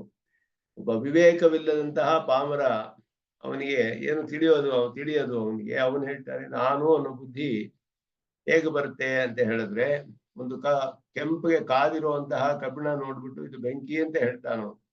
ಕಬ್ಬಿಣ ಒಂದು ಮೋಲ್ಟನ್ ಐರನ್ ನೋಡಿದಾಗ ಬೆಂಕಿ ಅಂತ ಹೇಳುವ ಬುದ್ಧಿ ಹೇಗೆ ಬರುತ್ತೆ ಅಂದ್ರೆ ಅದರ ವೈಲಕ್ಷಣ್ಯ ಕಾಣೋದಿಲ್ಲ ಅದರಲ್ಲಿ. ಆದ್ದರಿಂದ ಅಖ್ಯಾತಿವಾದ ಅಂತ ಹೆಸರು ಅದಕ್ಕೆ. ಖ್ಯಾತಿವಾದಗಳು ಅನೇಕವಿದೆ. ಅದರಲ್ಲಿ ಅಖ್ಯಾತಿಯಿಂದ ಅಖ್ಯಾತಿ, ಅನ್ಯಥಾಖ್ಯಾತಿ, ಆತ್ಮಖ್ಯಾತಿ, ಅಸಖ್ಯಾತಿ, ಅನಿರ್ವಚನೀಯತ ಖ್ಯಾತಿ, ಹೀಗೆ ಖ್ಯಾತಿವಾದಗಳು ಅಂತಾನೆ ಅನೇಕವಾಗಿದೆ. ಶ್ರೀಭಾಷ್ಯದಲ್ಲಿ ಜಿಜ್ಞಾಸಾಧಿಕರಣದಲ್ಲಿ ಅದರ ವಿಚಾರ ಬಂತು ಒಂದ್ ಕಡೆ. ಅವಾಗ ಅದನ್ನ ನೋಡಿದ್ವಿ ವಿಸ್ತಾರವಾಗಿ. ಖ್ಯಾತಿವಾದಗಳು ಅಂತ. ಅಖ್ಯಾತಿವಾದ ಅಂದ್ರೆ ಒಂದು ಪದಾರ್ಥವನ್ನು ನೋಡಿದ್ರೆ ಇದು ಅಂತ ತಿಳಿದೇ ಬೇರೆ ಪದಾರ್ಥದಲ್ಲಿ ಆಮೇಲೆ ಅನ್ಯಥಾ ಖ್ಯಾತಿ, ಅಖ್ಯಾತಿ ಸಂಬಲಿತ ಅನ್ಯಥಾ ಖ್ಯಾತಿ ಅಂತ ನಾವು ಹೇಳ್ತೀವಿ ನಮ್ಮ ಸಿದ್ಧಾಂತದಲ್ಲಿ. ಹಗ್ಗವನ್ನು ನೋಡಿ ಹಾವು ಅಂತ ತಿಳಿಯೋದು ಯಾಕೆ ಅಂದ್ರೆ ಹಗ್ಗ ಅನ್ನೋದು ತಿಳಿಯೋದಿಲ್ಲ ಮೊದಲು ನಮ್ಗೆ ಅದರ ಧರ್ಮ. ಹಾವಿನ ಧರ್ಮ ತಿಳಿಯುತ್ತೆ ಮೊದಲು. ಹಗ್ಗ ಅನ್ನುವುದರ ಅಖ್ಯಾತಿಯಾಗಿ ಅನ್ಯಥಾ ಖ್ಯಾತಿ, ಹಾವಿನ ಬುದ್ಧಿ ಅಲ್ಲಿ ಉಂಟಾಗುತ್ತೆ. ಖ್ಯಾತಿ ಅಂದ್ರೆ ಜ್ಞಾನ, ಅದು ಉಂಟಾಗುತ್ತೆ. ಅದರಿಂದ ಈ ರೀತಿ ನಮಗೆ ಅಲ್ಲಿ ಭ್ರಮೆ ಬರುತ್ತೆ. ಭ್ರಮೆಯನ್ನ ಹೇಗೆ ವಿವರಿಸೋದು ಅದನ್ನ ಹೇಳ್ತಾರೆ. ಆದ್ದರಿಂದ ಇಲ್ಲಿ ಶರೀರಕ್ಕಿಂತ ಕಾದ ಕಬ್ಬಿಣವನ್ನು ನೋಡಿದಾಗ ಬೆಂಕಿ ಎನ್ನುವ ಬುದ್ಧಿ ಹೇಗೆ ಬರುತ್ತೋ ಆ ರೀತಿ ಶರೀರವನ್ನು ನೋಡಿದ್ರೆ ಆತ್ಮ ಅನ್ನುವ ಬುದ್ಧಿ ಬರುತ್ತೆ. ಆಗ ಬಂದ್ರು ಅದು ಅವಿವೇಕಿಗೆ ಗೊತ್ತಾಗೋದಿಲ್ಲ. ಆದರೆ ಶ್ರುತಿಯನ್ನು ಓದಿದವ್ರಿಗೆ, ತಿಳಿದವರಿಗೆ ಆ ಪ್ರಶ್ನೆ ಬರೋದಿಲ್ಲ ನಮ್ಗೆ. ನಹ ಶ್ರುತ್ಯರ್ಥಾಪತ್ತಿಭಿಶ್ಚ ಸರ್ವದೋಷ ಉಜ್ಜಿತಾಭಿ ಶ್ರುತಿಭಿರಪಿ. ಶ್ರುತ್ಯರ್ಥಾಪತ್ತಿ ಅನ್ನೋದು ಒಂದು ಪ್ರಮಾಣ, ಅರ್ಥಾಪತ್ತಿ ಅನ್ನೋದು ಒಂದು ಪ್ರಮಾಣವನ್ನ ಎಲ್ಲ ಒಪ್ಕೊಳ್ತಾರೆ ಅನೇಕ ದರ್ಶನಗಳಲ್ಲಿ. ನಾವು ಅದು ಪ್ರತ್ಯೇಕ ಪ್ರಮಾಣ ಅಂತ ಒಪ್ಕೊಳ್ಳಲ್ಲ. ಆದ್ರೆ ಅದು ಅನುಮಾನ ಪ್ರತ್ಯಕ್ಷಗಳಲ್ಲಿಯೇ ಅಂತರ್ಗತ. ಅದು ಕೂಡ ಅದನ್ನು ಆ ರೀತಿಯೂ ನಿರೂಪಣೆ ಮಾಡೋದುಂಟು. ಅರ್ಥಾಪತ್ತಿ ಅಂದ್ರೆ ದೇವದತ್ತನ್ನು ನೋಡ್ಬಿಟ್ಟು ಅವನು ದೇವದತ್ತ ದಪ್ಪಗಿದ್ದಾನೆ, ಅವನು ಹಗಲಿನಲ್ಲಿ ಊಟ ಮಾಡೋದಿಲ್ಲ ಅಂತ ಹೇಳಿದ್ರೆ ದಪ್ಪಗಿರೋದು ಹಗಲಿನಲ್ಲಿ ಊಟ ಮಾಡದೆ ಇರೋದು ದಪ್ಪಗಿರೋದು ಎರಡಕ್ಕೂ ಸರಿ ಹೋಗೋದಿಲ್ಲ, ವ್ಯಾಪ್ತಿ ಇಲ್ಲ. ಎರಡು ತಿಂದ್ರೇನೆ ದಪ್ಪಗಿರಕ್ ಸಾಧ್ಯ, ಅದರಿಂದ ತಿನ್ನದೇ ದಪ್ಪಗಿರಕ್ ಸಾಧ್ಯವಿಲ್ಲವಲ್ಲ. ಆದ್ದರಿಂದ ರಾತ್ರಿ ಭೋಜನಂ ಕಲ್ಪ್ಯತೆ, ರಾತ್ರಿ ಊಟ ಮಾಡ್ತಾನೆ ಅಂತ ಕಲ್ಪನೆ ಮಾಡ್ಕೋಬೇಕು. ಹಾಗೆ ಮಾಡಿ ಅವನು ಊಟನೇ ಮಾಡೋದಿಲ್ಲ ಹಗಲಿನಲ್ಲಿ ಹೇಳಿದ್ರೆ ದಪ್ಪಗಿದ್ದಾನೆ ಚೆನ್ನಾಗಿ ಪುಷ್ಟವಾಗಿ, ರಾತ್ರಿ ಊಟ ಮಾಡ್ತಾನೆ ಅಂತ ಅನುಮಾನ, ನಾವು ಅನುಮಾನದಿಂದ ಸಿದ್ಧಿಸೋದಕ್ಕೆ ಇದಕ್ಕೆ ಅರ್ಥಾಪತ್ತಿ ಅಂತ ಹೆಸರು. ಇದಕ್ಕೆ ಅರ್ಥಾಪತ್ತಿ ಅಂತ ಹೇಳ್ಬಿಟ್ಟು ಆ ರೀತಿ ಶ್ರುತಿಯಲ್ಲಿಯೂ ಕೂಡ ತಿಳಿದು ಬರುತ್ತೆ ನಮಗೆ. ಪೂರ್ವಜನ್ಮ ವೃತ್ತಾಂತಿಗಳೆಲ್ಲ ಅದರಲ್ಲಿ ನಮಗೆ ಶ್ರುತಿಗಳಲ್ಲಿ ವೈದಿಕರಾದ ನಮಗೆ ಶ್ರುತಿಯಲ್ಲಿ ಹೇಳಿರುವ ಪುನರ್ಜನ್ಮ ವೃತ್ತಾಂತಾದಿಗಳು ಶರೀರಕ್ಕಿಂತ ಬೇರೆ ಆತ್ಮನು ಸಾಧ್ಯವಿಲ್ಲ. ಪುನರ್ಜನ್ಮ ಮೊದಲಾದೆಲ್ಲ ಹೇಳಲ್ಪಟ್ಟಿದೆ ಶ್ರುತಿಗಳಲ್ಲಿ. ಅದರಲ್ಲಿ ಹೇಳಿರೋದ್ರಿಂದ ಹಿಂದಿನ ಜನ್ಮದಿಂದ ಈ ಜನ್ಮಕ್ಕೆ ಬರ್ಬೇಕಾದ್ರೆ ಅವನು ನಿತ್ಯನಾಗಿರ್ಬೇಕು, ಆ ಜನ್ಮದಲ್ಲಿ ಮರಣ ಆಗಿರ್ಬೇಕು, ಆ ಶರೀರ ಭಸ್ಮವಾಗಿರುತ್ತೆ, ಇನ್ನೊಂದು ಶರೀರ ಬಂದಿರುತ್ತೆ. ಆದ್ದರಿಂದ ಪೂರ್ವಜನ್ಮ ಸ್ಮರಣೆ ಇರುತ್ತೆ ಅನೇಕರಿಗೆ. ಪೂರ್ವಜನ್ಮ ಸ್ಮರಣೆಗಳು ಜ್ಞಾನಿಗಳಿಗೆ ಅನೇಕರಿಗೆ ಬರುತ್ತೆ. ಇದೆಲ್ಲ ಪ್ರಮಾಣಗಳಿಂದ ಏನ್ ತಿಳಿಯುತ್ತೆ ಅಂದ್ರೆ ಪೂರ್ವಜನ್ಮ ಸ್ಮರಣೆ ಇದೆ, 2 ಜನ್ಮ ಇದೆ, ಆದರೆ ಆತ್ಮ ನಿತ್ಯನಲ್ಲ ಅಂದ್ರೆ ಅದಕ್ಕೆ ಒಂದಕ್ಕೂ ಸರಿ ಹೋಗೋದಿಲ್ಲ. ದೇವದತ್ತ ದಪ್ಪಗಿದಾನೆ, ಊಟ ಮಾಡಲ್ಲ ಅನ್ನೋ ಹಾಗೆ. ಆದ್ದರಿಂದ ಆತ್ಮ ನಿತ್ಯ ಅಂತ ನಾವು ತಿಳ್ಕೊಬೇಕಾದ್ರಿಂದ ಇದಕ್ಕೆ ಶ್ರುತಿ ಅರ್ಥಾಪತ್ತಿ ಅಂತ ಹೆಸರು. ಶ್ರುತಿ ಅರ್ಥಾಪತ್ತಿ, ಸಾಮಾನ್ಯವಾದ ಅರ್ಥಾಪತ್ತಿ ಅಂತೆ, ಶ್ರುತಿಯಲ್ಲಿ ತಿಳಿದು ಬರುವಂತಹ ಅರ್ಥಾಪತ್ತಿ, ಅದು ಒಂದು ಪ್ರಮಾಣ. ನೇರವಾಗಿ ಅಜೋ ನಿತ್ಯ ಶಾಶ್ವತೋ ಎಂಬಂತ ಶ್ರುತಿಯೇ ನಮಗೆ ತಿಳಿಸುತ್ತೆ. ಆ ಶ್ರುತಿಗೆ ಯಾವ ದೋಷವೂ ಇಲ್ಲ, ಅಪೌರುಷೇಯವಾದದ್ದು, ಕಾರಣ ದೋಷವಿಲ್ಲ. ಯಾಕೆಂದ್ರೆ ಅದು ಯಾರಿಂದಲೂ ಸೃಷ್ಟಿ ಮಾಡಲ್ಪಟ್ಟಿಲ್ಲ. ಯಾರಾದ್ರೂ ಅದನ್ನ ಸೃಷ್ಟಿ ಮಾಡಿದ್ರೆ, ರಚನೆ ಮಾಡಿದ್ರೆ ಅವರಲ್ಲಿರುವ ದೋಷ ಅದಕ್ಕೆ ಬರಕ್ ಸಾಧ್ಯವಿದೆ. ಯಾರೇ ಪುರುಷರಾಗಿದ್ರು ಕೂಡ ಅವರಿಗೆ ಸತ್ವರಜಸ್ತಮಸ್ಸು ಗುಣಗಳಿರೋ ಚತುರ್ಮುಖ ಬ್ರಹ್ಮನಿಂದ ಎಲ್ಲರಿಗೂ ಈ ಪ್ರಕೃತಿ ಮಂಡಲದಲ್ಲಿರುವ ಸಕಲರಿಗೂ ಕೂಡ ಅವರಿಗೆ ತ್ರಿಗುಣ ಅನ್ನೋದು ಈ ಸಂಬಂಧವಿದ್ದೇ ಇದೆ. ಸತ್ವರಜಸ್ತಮಸ್ಸು 3 ಇದೆ. ರಜಸ್ಸು ತಮಸ್ಸು ಹೆಚ್ಚಾಗಿರೋ ಕಾಲದಲ್ಲಿ ಅವ್ರಿಗೆ ದೋಷವಿರಕ್ಕೆ ಸಾಧ್ಯ ಹೆಚ್ಚು. ಆ ಸಮಯದಲ್ಲಿ ಅವ್ರೇನಾದ್ರು ಬರೆದಿದ್ರೆ, ರಚನೆ ಮಾಡಿದ್ರೆ ಆ ದೋಷಗಳೆಲ್ಲ ಅದರಲ್ಲೂ ಬರುತ್ತೆ ಅವ್ರ ರಚನೆಯಲ್ಲಿ. ತ್ರಿಗುಣಾತ್ಮಕವಾದ ಎಲ್ಲರಿಗೂ ಕೂಡ ಯಾರೇ ಪುರುಷರು ರಚನೆ ಮಾಡಿದ್ರೆ ಒಂದು ಗ್ರಂಥವನ್ನ, ದೋಷ ಇರುವ ಸಂಭವ ಇದೆ ಅಂತ ಹೇಳ್ಬೇಕು. ಆದರೆ ಶ್ರುತಿ ಅನ್ನೋದು ಹಾಗಲ್ಲ, ನಿತ್ಯವಾಗಿ ಇರುವಂತಹದ್ದು. ಯಾರು ಅದನ್ನು ರಚನೆ ಮಾಡಿಲ್ಲ. ಪರಮಾತ್ಮನಂತೆ ಅದು ನಿತ್ಯವಾಗಿದೆ. ಯಾವತ್ತು ಪ್ರಮಾಣ ಹಾಗೆಯೇ ತಿಳಿಸುತ್ತೆ ನಮ್ಗೆ, ಶ್ರುತಿಯೇ ಹೇಳುತ್ತೆ ನಿತ್ಯವಾದದ್ದು ಅಂತ ಹೇಳ್ಬಿಟ್ಟು. ಎಲ್ಲ ಬರೀ ಸಾಕ್ಷಾತ್ಕಾರ ಮಾಡಿಕೊಂಡು ಪ್ರವರ್ತನೆ ಮಾಡಿದ್ದಾರೆ. ಪರಮಾತ್ಮನು ಕೂಡ ಅವನ ಜ್ಞಾನದಲ್ಲಿ ಇರುತ್ತೆ ಶ್ರುತಿ. ಅವನು ಚತುರ್ಮುಖ ಬ್ರಹ್ಮನಿಗೆ ಉಪದೇಶ ಮಾಡ್ತಾನೆ ಪ್ರಾಕೃತ ಸೃಷ್ಟಿಯಲ್ಲಿ. ಅದು ಹಂಗೆಯೇ ಪ್ರವರ್ತನೆಯಾಗಿ ಬರ್ತಾ ಇದೆ ಎಲ್ಲರಿಂದಲೂ. ಆಚಾರ್ಯ ಶಿಷ್ಯ ಪರಂಪರೆಯಲ್ಲಿ ಬರ್ತಾ ಇದೆ. ಈ ಶ್ರುತಿಯನ್ನು ಯಾರು ರಚನೆ ಮಾಡದೇ ಇರೋದ್ರಿಂದ ಇದರಲ್ಲಿ ಕಾರಣ ದೋಷ ಅನ್ನುವ ದೋಷವಿಲ್ಲ. ಕಾರಣದಲ್ಲಿ ಇರುವ ದೋಷಗಳು ಕಾರ್ಯದಲ್ಲಿ ಬರುತ್ತೆ ಅನ್ನೋ ದೋಷ ಇಲ್ಲ ಶ್ರುತಿಯಲ್ಲಿ. ಮತ್ತೆ ಶ್ರುತಿ ಅತೀಂದ್ರಿಯ ಪದಾರ್ಥವನ್ನು ಹೇಳೋದ್ರಿಂದ ಅದನ್ನು ಯಾರು ಬೇರೆ ಪ್ರಮಾಣದಿಂದ ಬಾಧಿಸಕ್ಕಾಗೋದಿಲ್ಲ. ಪ್ರಮಾಣಗಳು ಪ್ರತ್ಯಕ್ಷ, ಅನುಮಾನ, ಶಬ್ದ, 3 ಪ್ರಮಾಣಗಳು. ಪ್ರತ್ಯಕ್ಷ ಅನುಮಾನದಿಂದ ನಮ್ಮ ಇಂದ್ರಿಯಗಳಿಗೆ ತಿಳಿಯುವ ವಿಷಯಗಳನ್ನು ಮಾತ್ರವೇ ನಾವು ತಿಳಿಯಕ್ಕೆ ಸಾಧ್ಯ. ಅತೀಂದ್ರಿಯ ವಿಷಯವನ್ನ, ಅದರ ಬಗ್ಗೆ ನಮಗೆ ಇಂದ್ರಿಯಗಳಿಂದ ತಿಳಿಯಕ್ಕೆ ಸಾಧ್ಯವಿಲ್ಲದೆ ಇರೋದ್ರಿಂದ ಅತೀಂದ್ರಿಯ ವಿಷಯವನ್ನು ತಿಳಿಸುವ ಶ್ರುತಿಯಲ್ಲಿ ಹೇಳಿರುವ ವಿಷಯ ಇಂದ್ರಿಯಗಳಿಂದ ತಿಳಿಯುವ ಪ್ರತ್ಯಕ್ಷ ಅನುಮಾನ ಪ್ರಮಾಣಗಳಿಂದ ತಳ್ಳಿ ಹಾಕಕ್ಕಾಗೋದಿಲ್ಲ. ಅದಕ್ಕೆ ಬಾಧಕವೂ ಇಲ್ಲ, ಬಾಧಕ ಪ್ರತ್ಯಯವಿಲ್ಲ. ಯಾರು ಅದನ್ನ ಬೇರೆ ಯಾವ ಪ್ರಮಾಣದಿಂದಲೂ ಬಾಧಿಸಕ್ಕಾಗೋದಿಲ್ಲ ಶ್ರುತಿಯಲ್ಲಿ ಹೇಳಿರೋದನ್ನ. ಯಾಕೆಂದ್ರೆ ಬೇರೆ ಯಾವ ಪ್ರಮಾಣದಿಂದಲೂ ಅದರಲ್ಲಿ ಅತೀಂದ್ರಿಯವಾದ ಪದಾರ್ಥ ತಿಳಿಯಕ್ಕಾಗೋದಿಲ್ಲ. ಆದ್ದರಿಂದ ಈ ರೀತಿ ದೋಷವಿಲ್ಲದೆ ಇರುವಂತಹ ಶ್ರುತಿ. ದೋಷ ಸರ್ವದೋಷ ಉಜ್ಜಿತಾಭಿಹಿ ಎಂದ್ರು. ಎಲ್ಲಾ ದೋಷಗಳಿಂದಲೂ ತಳ್ಳಿ ಹಾಕಲ್ಪಟ್ಟಿರೋದು ಶ್ರುತಿ. ಅದು ಶ್ರುತಿಯಿಂದಲೂ ತಿಳಿಯುತ್ತೆ. ಶ್ರುತಿಯಲ್ಲಿ ಹೇಳಿರುವ ವಿಷಯಗಳನ್ನ ಪರೀಕ್ಷೆ ಮಾಡಿದ್ರೆ ಅದರಲ್ಲಿ ಶ್ರುತ್ಯರ್ಥಾಪತ್ತಿ ಅಂತ ಹೇಳಿ ಅದರಿಂದಲೂ ನಾವು ಊಹೆ ಮಾಡ್ಕೋಬಹುದು. ಶ್ರುತಿಯಲ್ಲಿ ಪುನರ್ಜನ್ಮ ಹೇಳಿದೆ, ಆದರೆ ಜನನ ಮರಣವು ಹೇಳಿದೆ. ಜನನ ಮರಣ ಶರೀರ ಸಂಬಂಧ ವಿಯೋಗ. ಪುನರ್ಜನ್ಮ ಅನ್ನೋದು ಇರೋದ್ರಿಂದ ಆ ಶರೀರ ವಿಯೋಗವಾಗಿ ಈ ಶರೀರ ಸಂಬಂಧ ಉಂಟಾಗಿರ್ಬೇಕು. ಆತ್ಮ ಒಬ್ಬನೇ ಇಲ್ಲದೆ ಹೋದ್ರೆ ಅವನಿಗೆ ಪೂರ್ವಜನ್ಮ ಸ್ಮರಣೆ ಬರಕ್ಕಾಗುವುದಿಲ್ಲ, ಅವನೇ ಇನ್ನೊಂದು ಜನ್ಮ ಪಡೆಯಕ್ಕಾಗುವುದಿಲ್ಲ.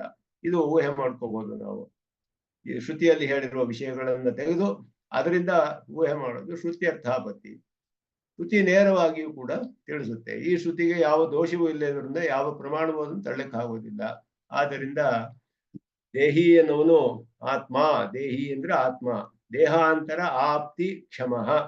ಇನ್ನೊಂದು ದೇಹವನ್ನು ಪಡೆದುಕೊಳ್ಳಕ್ಕೆ ಸಮರ್ಥನಾಗಿದ್ದಾನೆ. ದೇಹಾಂತರ ಆಪ್ತಿ ಕ್ಷಮಃ. ಇನ್ನೊಂದು ದೇಹವನ್ನು ಪಡೆದುಕೊಳ್ಳಕ್ಕೆ ಸಮರ್ಥನಾಗಿದ್ದಾನೆ ಅವನು. ಇಹ ವಿದಿತಃ, ಅವನು ಶ್ರುತಿಯಲ್ಲಿ ತಿಳಿದು ಬರ್ತಾನೆ. ಸಂವಿದ ಆನಂದ ರೂಪ, ಜ್ಞಾನಾನಂದ ಸ್ವರೂಪನಾದವನು.